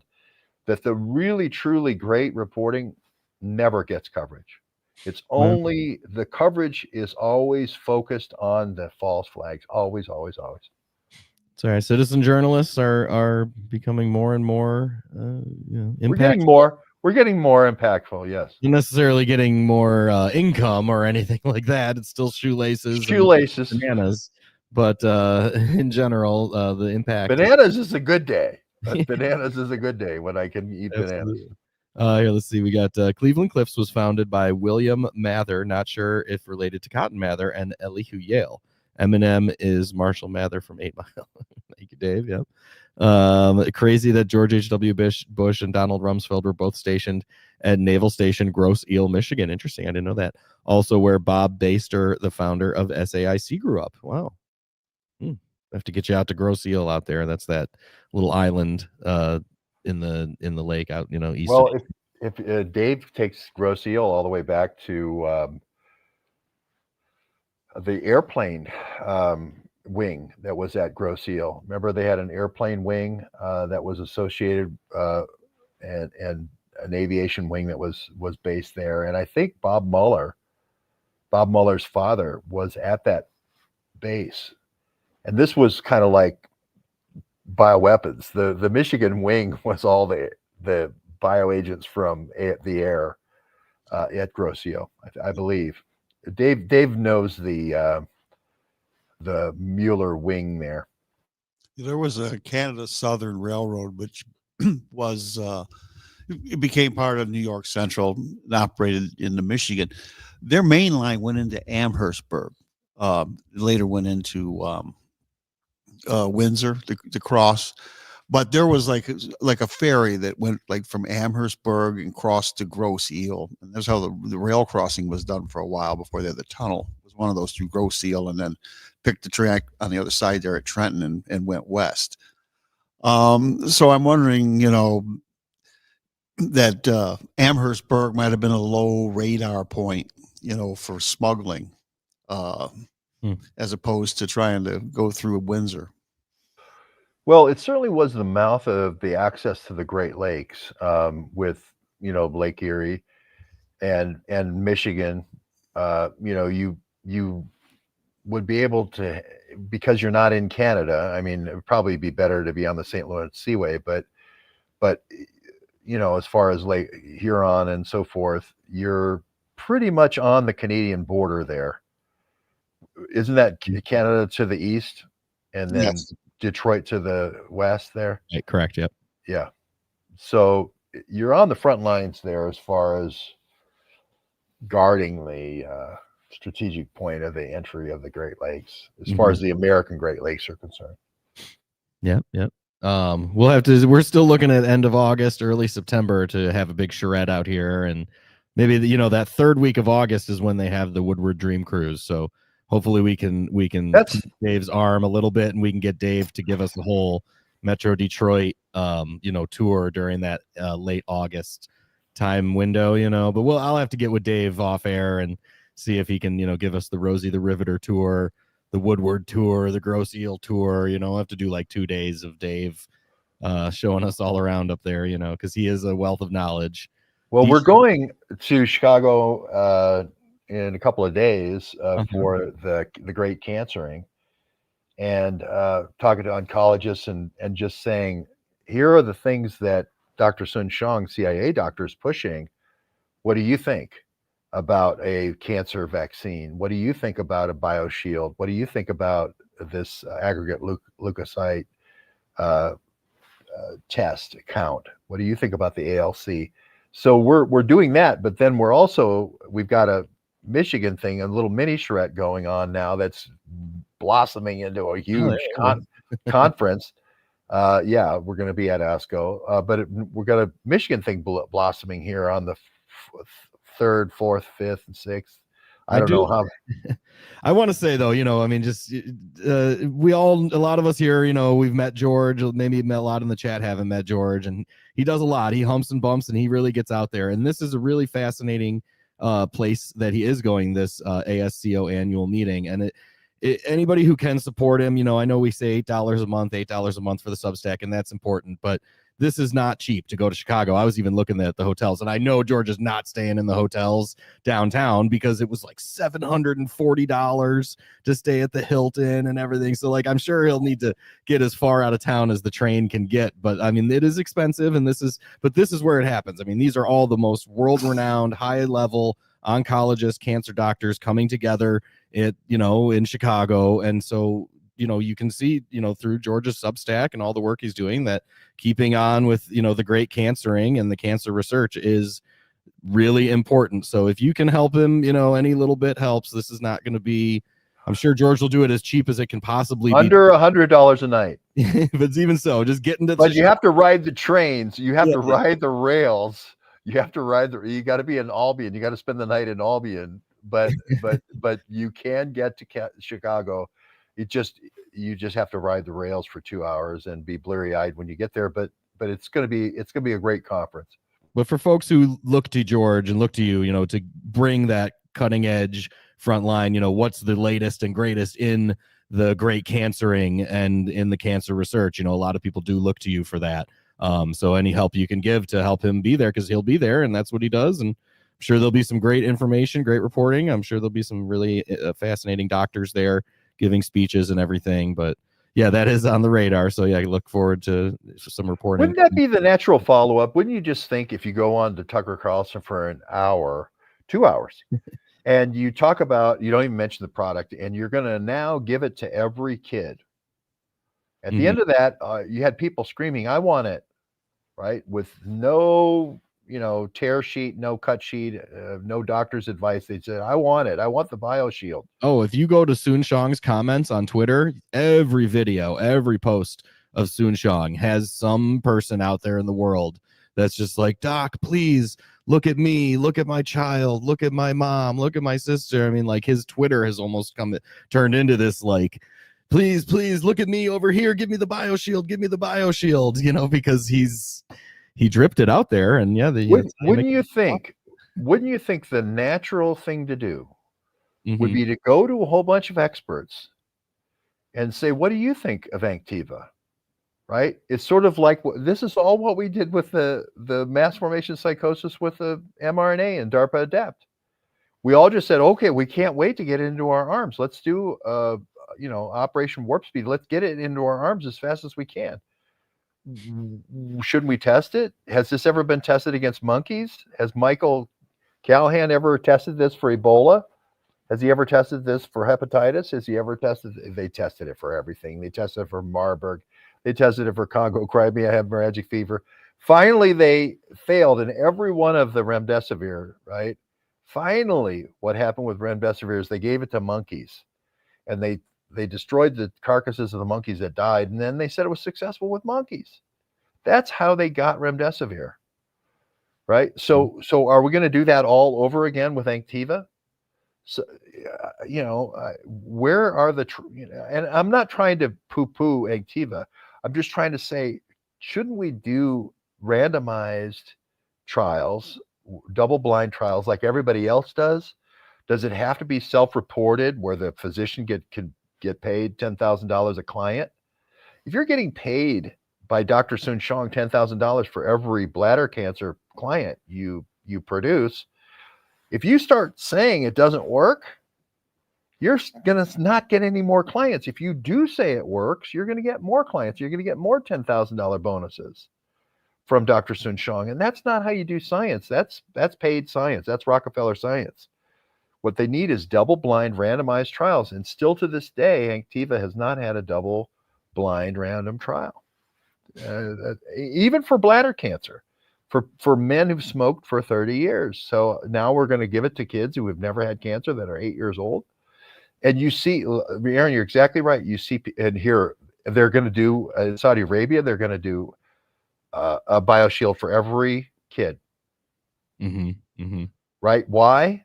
Golden Dome again. They're afraid of a bio attack from Iran. Somebody's put the fear of God into MBS that there's going to be a bio attack, and they're going to do a nationwide BioShield. I think it's going to be on all the Palestinian kids coming over working on the Trans-Arabian pipeline, but we'll see how it goes. But he never published any of this stuff. He did a study in South Africa. He didn't publish his stuff. All I'm saying is, shouldn't somebody ask somebody else in the industry other than Tucker Carlson? I'm a little concerned that you're going to get a lot of, I wouldn't call them clapping seals. I mean, they're obviously genius cancer doctors who are way smarter than me or seals or anything, but I'm a little concerned you're going to have a little bit of that clapping seal effect, that they're all just be like, oh, this is great. Oh, we love Immunity Bio. And we're so excited for the BioShield, and that you're going to be, asking questions and bringing, I wouldn't say doubt, but just, another side to the coin that a lot of these cancer doctors are not going to have considered. And I'll be interested to know if they're open and receptive to talking to you and just, inquiring about Anktiva and BCG and all this stuff, or if it's just going to be like, oh, that's a conspiracy theory. We can't wait for Immunity Bio and their cancer shots, and it's going to be amazing. Well, I mean, Sun Shong has come out swinging against the cancer doctors, saying, hey, chemo doesn't work and it reduces T cells and NK cells, and hey, the surgery doesn't work. And so there's some people that are doing surgery and chemo that got their oxys gored, but then there are other people that do checkpoint inhibitors. We covered dostarlimab at City of Hope and other PD1 blockers, basically. We've covered different competitors to Anktiva, and so Anktiva is back to the Gardasil thing. The way to stop cancer is to prevent it, not to wait till it happens, right? So this is the Gardasil HPV. There's only been one cancer vaccine ever tried, and it was a colossal failure, which ended up in lawsuits still that are being resolved. So, it's kind of like you have this guy coming up into the major leagues. He goes up to bat, and he not only strikes out, but he throws the bat out of his hands into the crowd a couple of times, and hits a couple of Williams. yeah, hits a couple of the patrons, and now we got lawsuits. Not only does he not hit the ball, he's hit a couple of fans, and now we're saying, okay, let's do that again. Then maybe I don't understand it. I just don't understand. You do one paid infomercial on Tucker Carlson, and he's not like a cancer doctor. He's not an oncologist, and now we're all ready to go. And you don't even say the name of the product. It sort of violates truth in advertising. There's truth in advertising laws around drugs that somehow the CIA doesn't have to play by those rules. No other organization could ever get away with that. doing a commercial for your drug and then not being, you know, how they always have the side effects at the bottom of, you know, could cause death, depression, suicide, you know, all those things. That's required by law. They don't want to put that in there. And they have to pay for that. But if you go on a Tucker and have 100-minute infomercial, no rules. You don't even have to say the product name, so people can't do research on you. It's amazing. And people are saying, I want it. So it's like, shouldn't somebody, and it has to be the guy sleeping on a train station bench, right, for $70 a night. It has to be that guy. It has to be us citizen journalists, you know, training in from Albion to go and ask that question. No one else has even asked the question.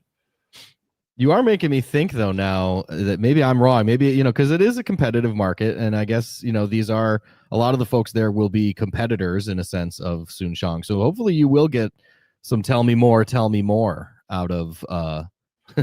Well, he says nobody looks at T cells. He says nobody looks at T cell counts. I had a friend, a good friend, die of HIV. Another one that died of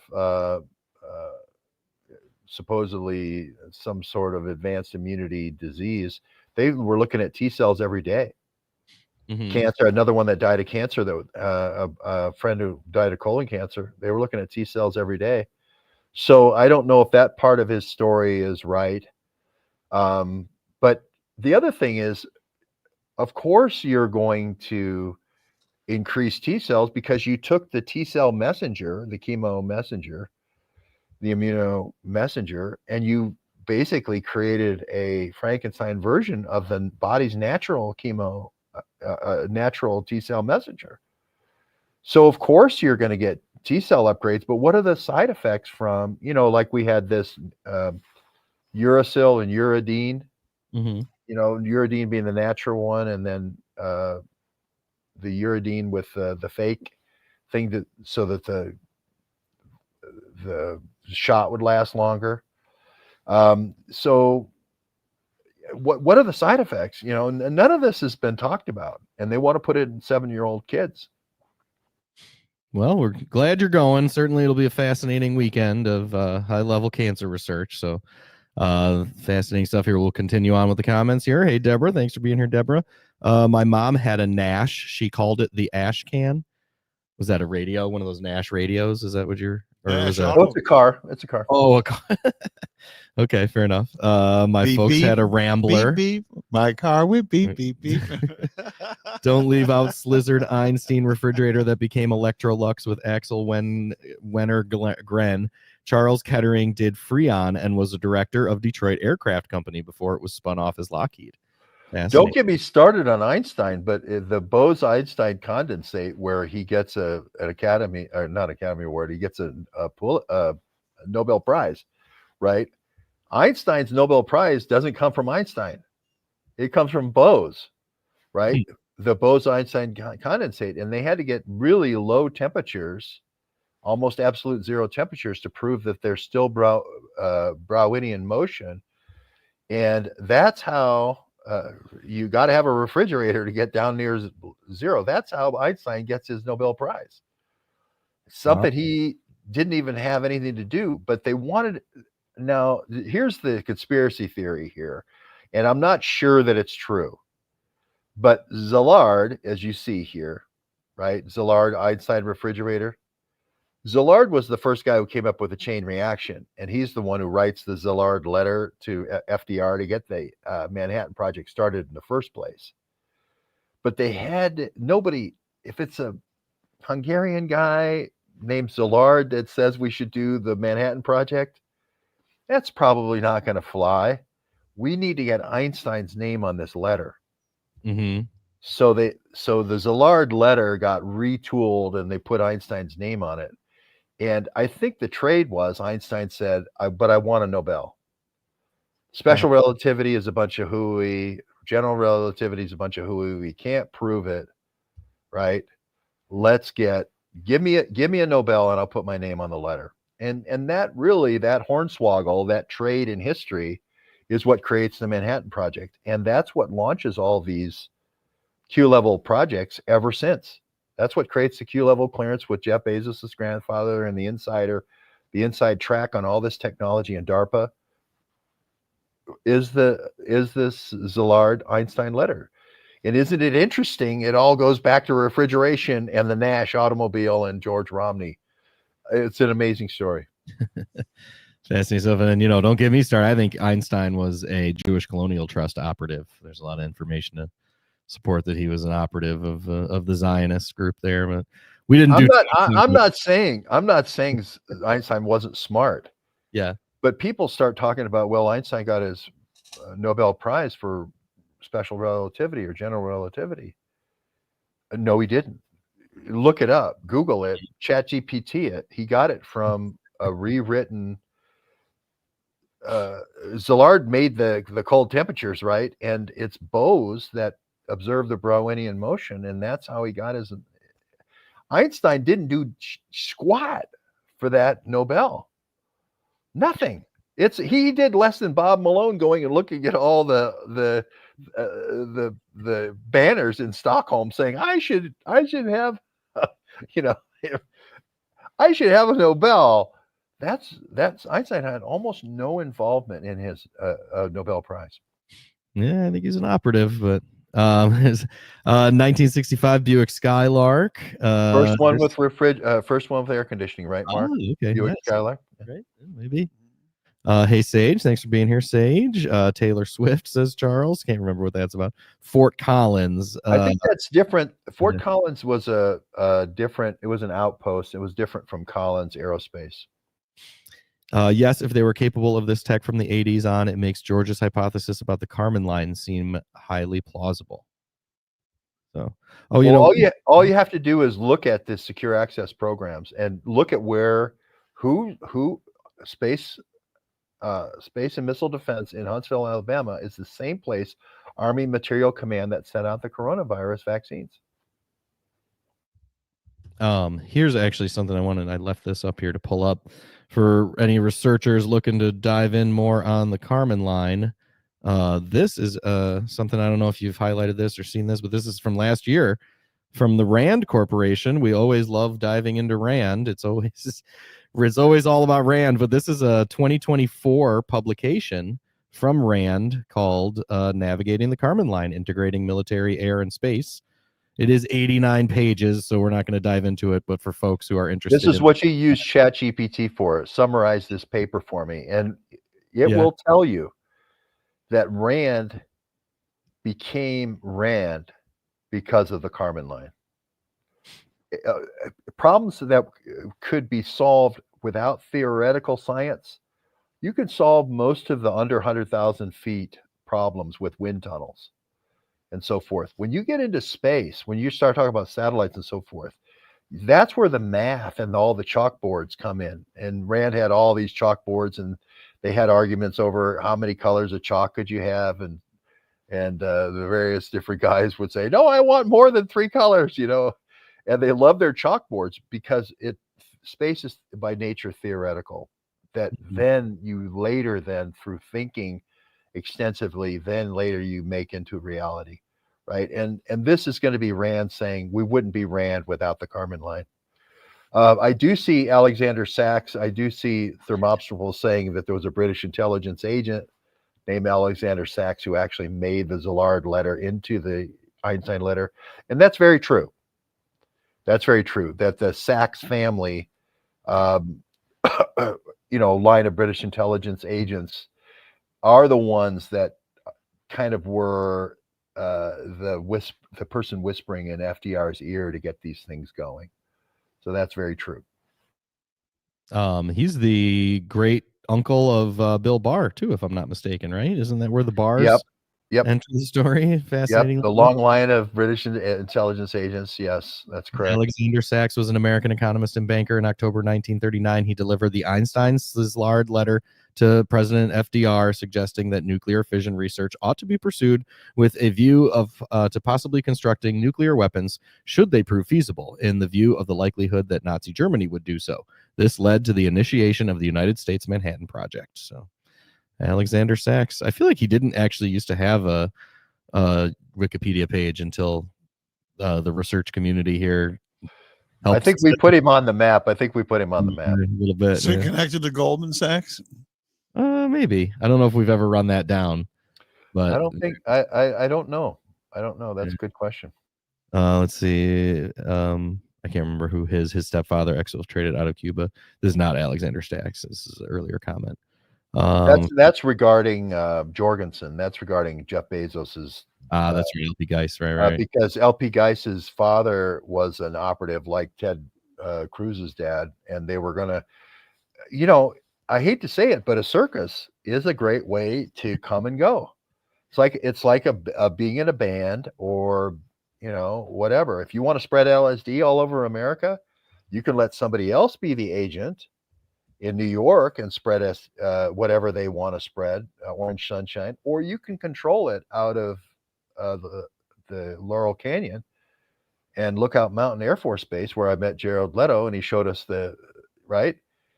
this is a traveling troupe, and you can leave whatever in your wake that you want. If you want to leave orange sunshine in your wake, here we go. This is the Manson story.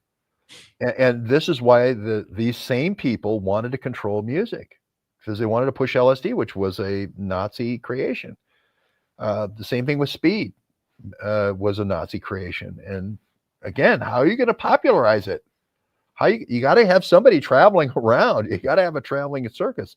How are you going to overthrow Cuba if there's if the Rolling Stones aren't going through Cuba? Well, how about Barnum and Bailey Circus going through Cuba? Right. And so this is the assassin thing. They had these various guys in these various guises, LP Geis, right, as to assassinate Castro. And that same group that was formed to assassinate Castro then goes on with Scorzani and so forth, goes on to assassinate Trump, assassinate Kennedy. We have from Thermops earlier, take the shot and receive a Trump coin. No thanks. I'll stay unjabbed and you can keep your crypto. Does Trump have it's Trump coin? Is that what it's called? Like there was a Melania coin too. I heard about a Melania coin and a Trump. But is he sponsored the coin with the Binance? Did the Binance guys mint him a coin for Thursday night, or how'd that go? I do not know. Because of the fungible token. Yeah, I don't know if they came out with a coin especially for the Gaza or not. I don't know. Yeah, we definitely got. Look at it, went up. Look at it. Yeah, look at how it jacked up since Thursday night. Yeah. Oh. How many Trump meme coins for 100 canal front lot in the Neom?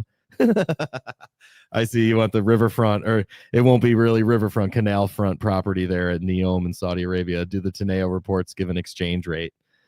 Well, if you look at it, just let's look at this from an investment opportunity. Forget about the Arab-Israeli conflict for just a second, and just say, look, I've got a 80-mile strip on the Mediterranean that hasn't been developed, and it's 10 miles deep. Now, you tell me about any other advanced nation in the world with airports and highways and modern infrastructure, hospitals, and so forth. You tell me another place as far as an investment real estate opportunity other than the Gaza Strip, right? Neom. I mean, it's going to be Neom is a smart city on a very sandy backwater in the Red Sea, right? And it doesn't even exist yet. Now here's Trump saying, "Hey, I'm in the middle here. I'm the financier of Israel. Jared Kushner is my man in Tel Aviv. He's my man in Jerusalem. That's Neom, which is a maybe, but it's not on the Mediterranean. If I want to compete with all the folks over on the southern Mediterranean, with Monaco and all that, with casinos and the whole life of the rich and famous, you got to be on the Mediterranean.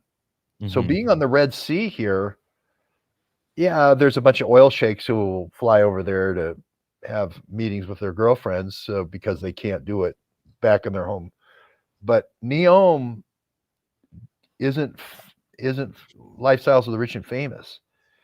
And then the Arabs can own this. They've tried to make Qatar to be a destination. They've tried to make UAE a destination. They have the soccer tournaments there. They have the Formula One racing. Nobody wants to go to Qatar. All right. Nobody wants to go to AUE. They have to force it. They have to just throw billions of dollars down to get these events there. They really want to own a piece of the Mediterranean. They really want to compete with Monaco. And here's Trump sitting there with all the cards. Yeah, but the same thing though. I was like, I'm thinking from Sunday school, building your house upon the rock or building your house upon the sand.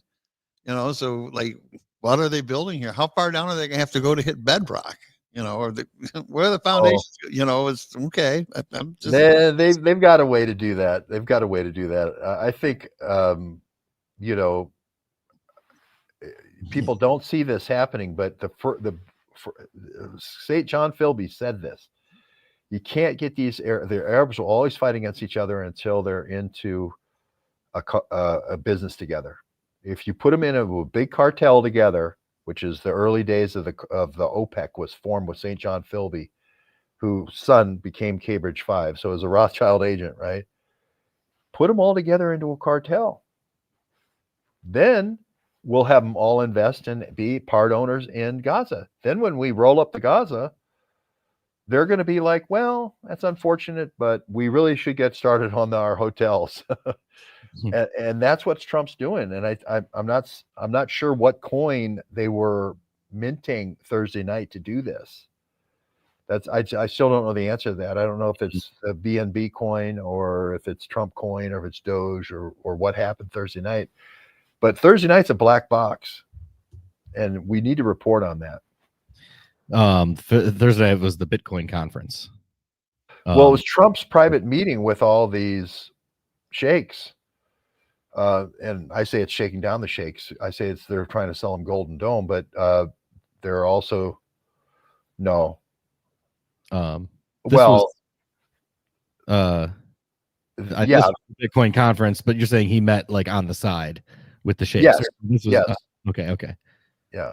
Or actually, wait, no, this is going on right now. Okay. I see the Bitcoin conference, the Venetian Convention Center. They got JD Vance front and center there, and of course, the top 4 floors are the only floors that matter. It's the 4 seasons, and the sheikhs in the 4 seasons. That's the only thing that matters. Everything else is all just, day gamblers. They don't. Las Vegas doesn't make any money on them. They make money on the top 4 floors. That guy on the bottom left there, that's that Michael Saylor from the MicroStrategies. He like owns the most Bitcoin in the world or something, and he's the one. I don't know if we mentioned this on another show or off air. I can't remember, but he is the one that was from Wright-Patterson Air Force Base. You'll find they call that a straw buyer. He probably owns 12 or 13 Bitcoin himself, and everything else is spoken for that he owns. But you have to have somebody out there fronting for these Arab sheikhs, right? And that's going to be his story. And if he ever decides to go off the script, that's the day he's dead. Saylor was born in Lincoln, Nebraska, 1965, spent his early years on various Air Force bases around the world, as his father was an Air Force Chief Master Sergeant. I hear you. Now I can hear you. The family settled in Fairborn, Ohio, near the Wright-Pat Air Force Base. So it's just like all these people are cutouts, and it just makes me think that Bitcoin is this big space Nazi, program. Warren Buffett. Yeah, but here he is. So it's just we still don't own much Bitcoin here. George did have a Bitcoin taken from him many years ago, back when it was not. No, they gave it to us, and I met the guy who gave it to us. He was big into the Seth Rich, and he was really excited about me going to Capone's 5 days in a row, and then he actually met me at Capone's, and he gave us a Bitcoin. I said, "Don't give it to me. Give it to the other guy." Because we're going to do this business. And then I said, we should sell this. We need the money. And it was $1,000. I mean, yeah. We sold Bitcoin at $1,000. That would be worth 75,000. So it was my fault. Oh, it's over 100 now. Bitcoin's over 100. Yeah, I should have seen the writing on the wall. Who could have known? You know, I don't know. But a few more comments here. Pacific Palisades. I wonder if he's referring to like Neom Gaza effect there at Pacific Palisades. Yeah, smart city. This is going to be the future of the smart city. Robots, cyber cabs, etc. Yeah. One more from Dave here. Why was Tim Draper buying Bitcoin on the Silk Road? Wasn't his Peepaw a Draper Gaither Anderson founder and General Wall Street? Not sure I know that one. Well, I think when he says Peepaw, he means grandfather. And sure. Why was Tim Draper? Well, what he's saying is that the Silk Road, which was a FBI hangout so that you could buy drugs online, he's saying that it's a psychological operation, that Tim Draper wasn't really right. really put away in jail. He was just running the online drug buying thing. I think that's what he's saying. In July 2014, Draper received wide coverage for his purchase at U.S. Marshal Service auctioned of seized Bitcoins from the Silk Road website. I see. I didn't know who that was. Dave knows so much. I'll tell you, he's got a wealth of knowledge there. We could go on forever. But here, one more comment here. Pelosi is doing a closed door meeting with appropriate Cardinals defense. No staff or anyone allowed. Caitlin, come to Rayburn Room and get her iPad from Imran. Thanks. Is that Imran? Well, I think that's Imran. The Blackberries, when we found them, at least the government encrypted ones, had 327360 on them as the serial number, and that is the exact number of feet to the Kármán line. So it could be that say, hey, this is all for Black Ops. All the Black Ops happen above 327360. And Dave's right. You go to the servers and you find the whole network. You go to Anthony Weiner's laptop, but that's not significant for all the child trafficking. It's significant because it was the server for all the Blackberries that were in the Hillary Clinton crew. And Imran had the same thing in the Congress. And so we always follow the metadata in these things. We always follow the metadata and go to the servers, go to the communications. This is Crooks with 800 messages over 5 years. Like I said, Dan Bongino needs a midget.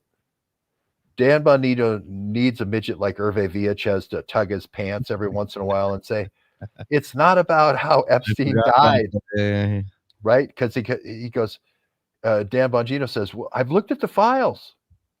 He killed himself. Dan, we don't care how he killed himself. We care about the plane, but Dan, the plane, I forgot to open the show with that here. I got so flustered, I guess, prior to the show. Well, we got to play Hervé Villachez. Oh, yeah, I had it lined up and everything because you were talking about that earlier in the week here. But yeah. The plane!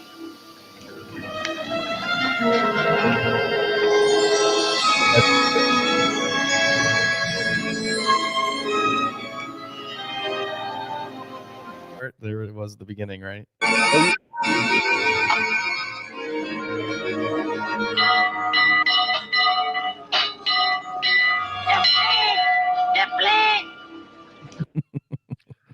That was it right there. So this is Dan Bongino should just have this running on a loop. Nobody cares how Jeff Epstein died, Dan. It's the people who went on the plane to Little St. James. Absolutely. We didn't even get into all the Israel aid and all the other stuff here today. We'll have to save that for another show. Maybe we'll do a weekend, maybe a Saturday night live from somewhere or other. Yeah. Well, maybe. Chicago. Yeah, I could do one in Chicago on Saturday night. Something like that. Yeah, I mean, see coverage from the event there or whatever. But here a few more comments came in. Draper's daughter, Elizabeth Holmes' childhood best friend. Sorry, I always remember George B. Salt's rodeo clown roster. He is NTI founder. Well, and NTI, a Nuclear Threat Initiative, again, so is Ted Turner, right?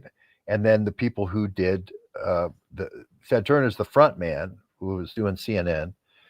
But the people behind that were all the people doing the Nunn-Lugar. And the idea was, now that the old Soviet Union is dead, how do we keep the fear? How do we come up with mass formation psychosis fear operations? Ted Turner was an incredibly important part of Nuclear Threat Initiative, because you have to have somebody with, the Scud stud, and they're firing off the Patriot missiles. And you have to believe the Patriot missile is knocking down those missiles and saving Jerusalem. So that's why Arthur Clarke was so important. Nobody's going to buy the Patriot missile unless they believe it's actually shooting them down, right? And now we got Patriot missile batteries being bought by everyone around the world, including the Arab nations. We got a lot of oil money for those Patriot missiles. So this Nuclear Threat Initiative, this is why Task Force and I went over to NTI, pretty much every day as we were walking our loop in Washington, to make this point that if you don't have something very close to the White House constantly generating fear, you don't control the White House. If you just let it go and you don't come up with a Ted Turner nuclear thing to fear once every 3 or 4 months, you don't control the White House. You mean like shooting a couple Israeli diplomats a couple blocks away? Or yeah. And then the guy who threw the bomb in Tel Aviv at the U.S. Embassy, he didn't throw it. He had a couple beer bottles in his backpack. He ended up also being a bomber he says he owns these hotels, these Sage hotels. And he's saying he's been stalked by 11 years for Trump because he's competing with his Sage hotels versus Trump's Sage hotels. And we're saying, no, that's Kolomoisky. Kolomoisky's the guy with the Sage hotels. It isn't this Neumeier kid, right? So like Brian Ruth, like the guy that they're saying was the golf course shooter. But it's a mass formation psychosis. Yeah. You see what I'm saying? Is they're trying to take the Israel bomber and say he owns the Sage hotels. He doesn't own the Sage hotels. Now, I'm not saying his great grandfather and his grandfather and his father didn't own Sage hotels, but Sage hotels is one of those money laundering operations in Cleveland. We charted them all over the United States, Miami. It's Sage hotels, right? It's not one little bomber over here throwing beer bottles. He never even threw the beer bottles, right? It's Sage hotels. It's Kolomoisky. And so this is why I'm saying this looks like a diversion away from the Ukraine money going into Sage hotels. Yeah. Wow. And to us, that's great negative metadata. It's not the kid throwing the beer bottles. It's Kolomoisky again. So this reminds me that Sage hotels and Kolomoisky is going to be one of the key ways of laundering Ukraine money. I'm looking maybe possible other aspect of this, and then I just lost my thought. I got a phone call here. Oh well, all right. Well, well, I'm going to ask you about something in a second, Mark, about the Bitcoin and the Bitcoin conference. So we were just at it because I was going to play your last Twitter video about that embassy bomber and play us out there on that. So yeah, I guess closing remarks. Anyone? Yeah. Any final thoughts? I think off air. Yeah. I think the Bitcoin conference that's going on right now. I think that the meeting was in. Go ahead, Mark. You want to cut in? All right, just possible alternative theory to this, like this hotel deal, because we've got interest rates going up, and we're finding bankers are not like refinancing a lot of these commercial real estate deals, and finding somebody might have a $50 million stake in an office building, and they have, like every 5 years they have to, they're not like a conventional mortgage that we would have where you've got a 30-year mortgage and that's what it's going to be. The interest rate is going to be that for 30 years. In these commercial deals, they get, they have to renegotiate their terms like every 5 years. And a lot of these holders of real estate debt are finding out the banks are not, they're not going to refinance you. You find another bank, which you can't, and they're losing their buildings. So this could be a situation where someone found out they're not going to be able to refinance their hotel and kind of like not happy about this, that suddenly their equity stake is disappearing, and they're building, and they're out millions and millions of dollars. Hey, I agree with you 100%. Shake, shake, shake. Once we foreclose with BlackRock doesn't want to hold all these hotels. Sage, let's remarket these things to Arab sheikhs. Let's sell the Arabs all these key marquee properties in these key cities. Kolomoisky could sell half of downtown Cleveland. We can do all the same buyouts all across all the United States. It's shake, shake, shake time. I agree with Mark 100%. Cash customers, because there's no more. These are cash customers, or you can trade against future oil and future gas. Yeah. Right. So I totally agree. This is what's going on with Jared Kushner is shake, shake, shake. With the Sage Hotels, when I saw for the first time this Neumeier kid throwing the beer bottles, and he didn't even throw the beer bottles, and then he says he's the owner of the Sage Hotels, I'm like, no. I've been to Cleveland. I've been to all the Sage Hotels. This is the sheikhs buying the hotels. Mark, you're on 100% correct. 100% correct. This flew over my head at first. Now I remember now. Yeah, these were all the Sage Hospitality Group. Yep. Was the one who managed Kolomoisky's high-level hotels. Yep. Right? This is Arab money. This is is exactly what Mark's saying. Is they're foreclosing, buying it for pennies on the dollar, and then they're using the Arab money to come in and redo the hotels. Wow. Now they can call them different things. Ian Schrager did the I can't remember what hotels he did, but it's the Ian Schrager model where you come in and you get a historic property that's undervalued, and then you fix it up to the nines, and you then market to an elite class. You have these Arab sheikhs, families come over, these princes come over, and they spend money like it's water. And you don't market to the people that live in the city anymore. You market to the tourists flying in. You don't market to the business class anymore. You market to the elite sheikh class. That's I think what's going on in most of the blue cities. Yeah.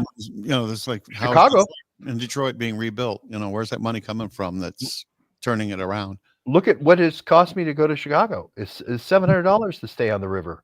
The Trump Hotel, $700. Right. That's why I'm on a park bench in Albion. Right. It's $700. I mean, these hotels are out of control. It's like I don't know who stays at any of these places because if you're an oncologist coming in to this ASCO thing, your hospital is going to pay $700 a night for you to stay at the Trump Hotel, or if you don't like Trump, you could stay at the whatever, the Four Seasons. But these hotels, this is why we sleep on park benches. Yeah, they have a bunch in Denver. That's right. I remember we dove into these guys years ago. They had a bunch. They just did the one out in where I interviewed the folks out in Columbine. When I went out to the what's the name of it? The Stanley Hotel, Colorado. Is it this? Yeah. This place? Maybe they just bought this, but there's a Hotel Colorado icon. It could be the Rocky Mountain National Park, or no, maybe that Estes Park. Is Estes Park? The Shining? Is that the Shining Hotel?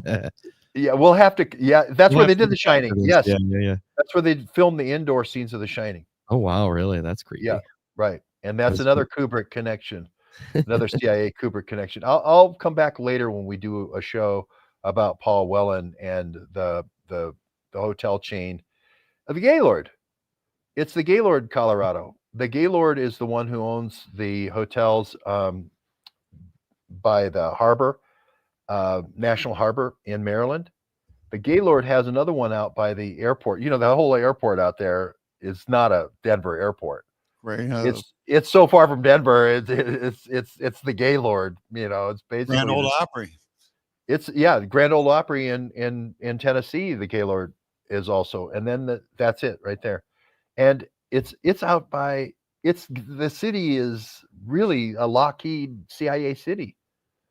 That's where Paul Whelan, the operations center was for all the. There was a Littleton, Colorado shooter too. It wasn't Spider-Man. He would dress up like the Joker. Remember, he dressed up like the Joker. Oh yeah, they did the movie theater shooting. Yeah, this is where this is, Aurora, Colorado. Aurora. Gaylord Rockies Resort and Convention Center. Standing at the edge of the Front Range, Gaylord Rockies Resort Convention Center, our hotel in Aurora, Colorado, near Denver International Airport, showcases the state's alpine charm and offers guests a welcome reprieve from the typical mountain resort stays. And the thing of it, the reason why I got a free night, I fly so late, and they didn't have the last flight. They gave me a night, and they had me choose between 3 hotels, and I chose the Gaylord. Otherwise, I'd never be able to afford the Gaylord. So I got a free night. I went out to the Gaylord in Aurora, and they were having a conference just by chance of all the people that were doctors, clinicians for nursing homes. And what I found was they make more money, way more money, giving the drugs to people in nursing homes than they make for the nightly fee. But these nursing homes can get $7,000, $8,000, $9,000, $10,000 a month. Right? These assisted living centers, this is where they're making money hand over fist. This is what Medicare and Medicaid is paying for. They want to, cut and crack down on the little guy, but they don't want to touch this business. This is the Luigi Mangione Lorian Healthcare AI robot. This is the thing. And they could have huge conventions here. I talked to the guy who was managed the whole thing. He said we could have a convention of 30,000 people in the Gaylord. They can have a huge convention there. But my point is that that's where the money is. The Lorian Healthcare. This is why they shoot CEOs in the street. The money that they can pay per month for each one of these residents on Medicare, and Medicaid even, but Medicare mainly, is a phenomenal amount. That's where they're making all the money, is in prescribing these drugs. So that was the night I spent at the Gaylord Hotel. Fascinating stuff. Yeah. Okay. So we will leave it with your video about actually the Tel Aviv potential bomber. He didn't actually drop a bomb or nothing really happened. He just had some stuff, two beer bottles in his backpack or whatever. But I'm understanding the whole connection to Sage Hospitality and Kolomoisky and everything there. So and he says that Donald Trump's been going after him for 11 years. Which is like whatever. I mean, that's because their family runs the Sage Hotels. No, you're a CIA family. This is probably an intel op, and you're laundering money like there's no tomorrow, selling these hotels to Arab sheikhs. That's really what he should be saying, not I hate Donald Trump. Here we go. Wait, you had here before we close, you had one comment about the Bitcoin conference, or did you say that already and I missed it? Well, I just think that you have a Bitcoin conference and the sheikhs are coming over so that they don't get taxed and you can't track it internationally. But the first stop for all these sheikhs was in Washington.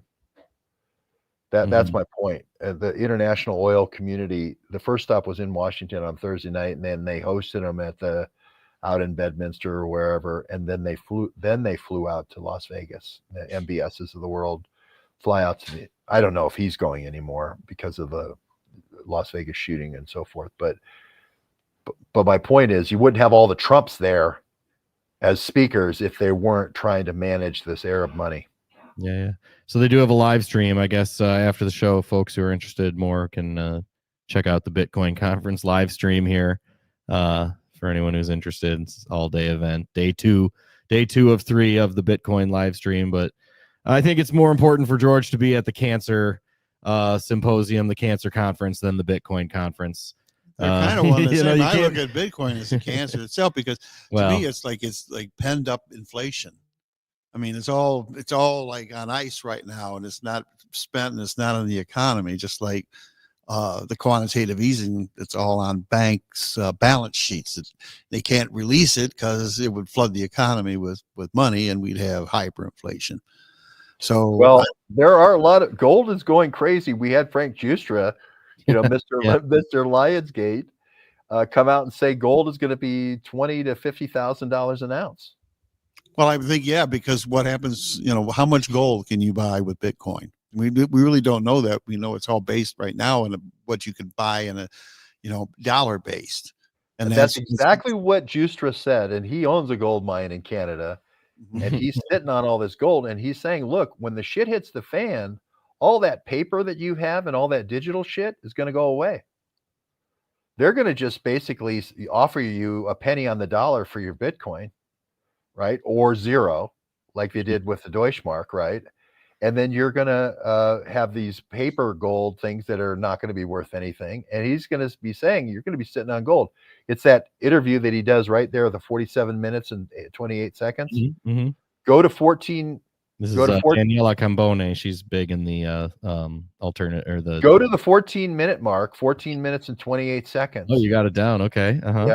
Go to the 14-minute mark and you'll hear Frank Justra talk about the future price of gold.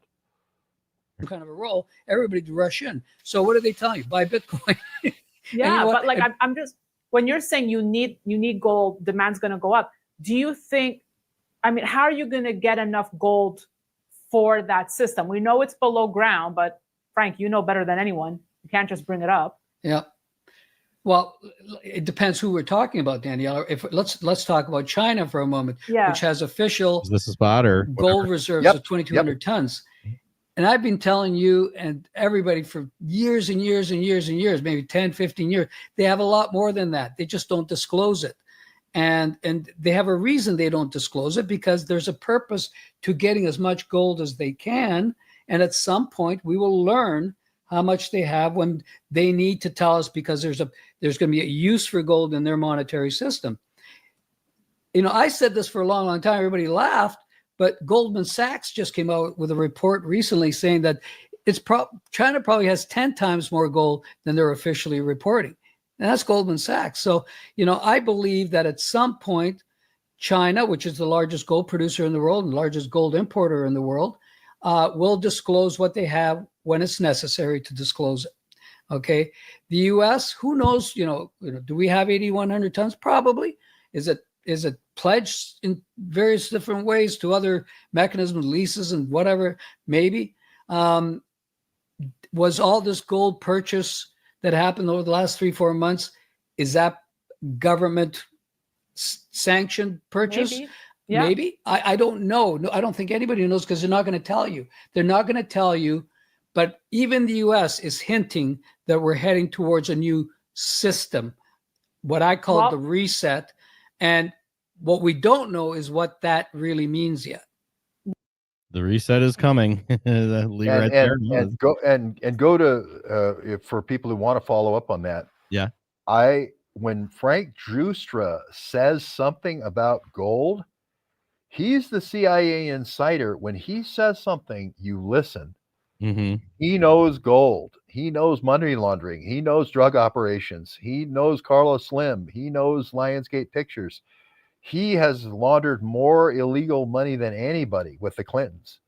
When he says a reset is coming in the financial markets. And now I think it's a time to buy gold. When he says in that same segment, $20,000 to $50,000 is your peg price for gold. I think silver but real silver or real gold is what Justra is saying. And you guys are, I'm sitting there with the silver shark and the gold shark here. You two guys are the gold shark and the silver shark. One day maybe, but this is funny how the research always helps us come full circle, at least at the end maybe. But Frank Justra, I didn't realize he was part of Uranium One.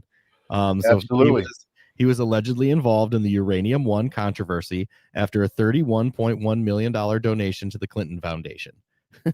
Well, the problem is you're sitting on a whole bunch of plutonium fouled uranium that's 95% uranium, and you want to go sell a medical reactor at 20% uranium to Iran, right? You don't want to give Iran 95%.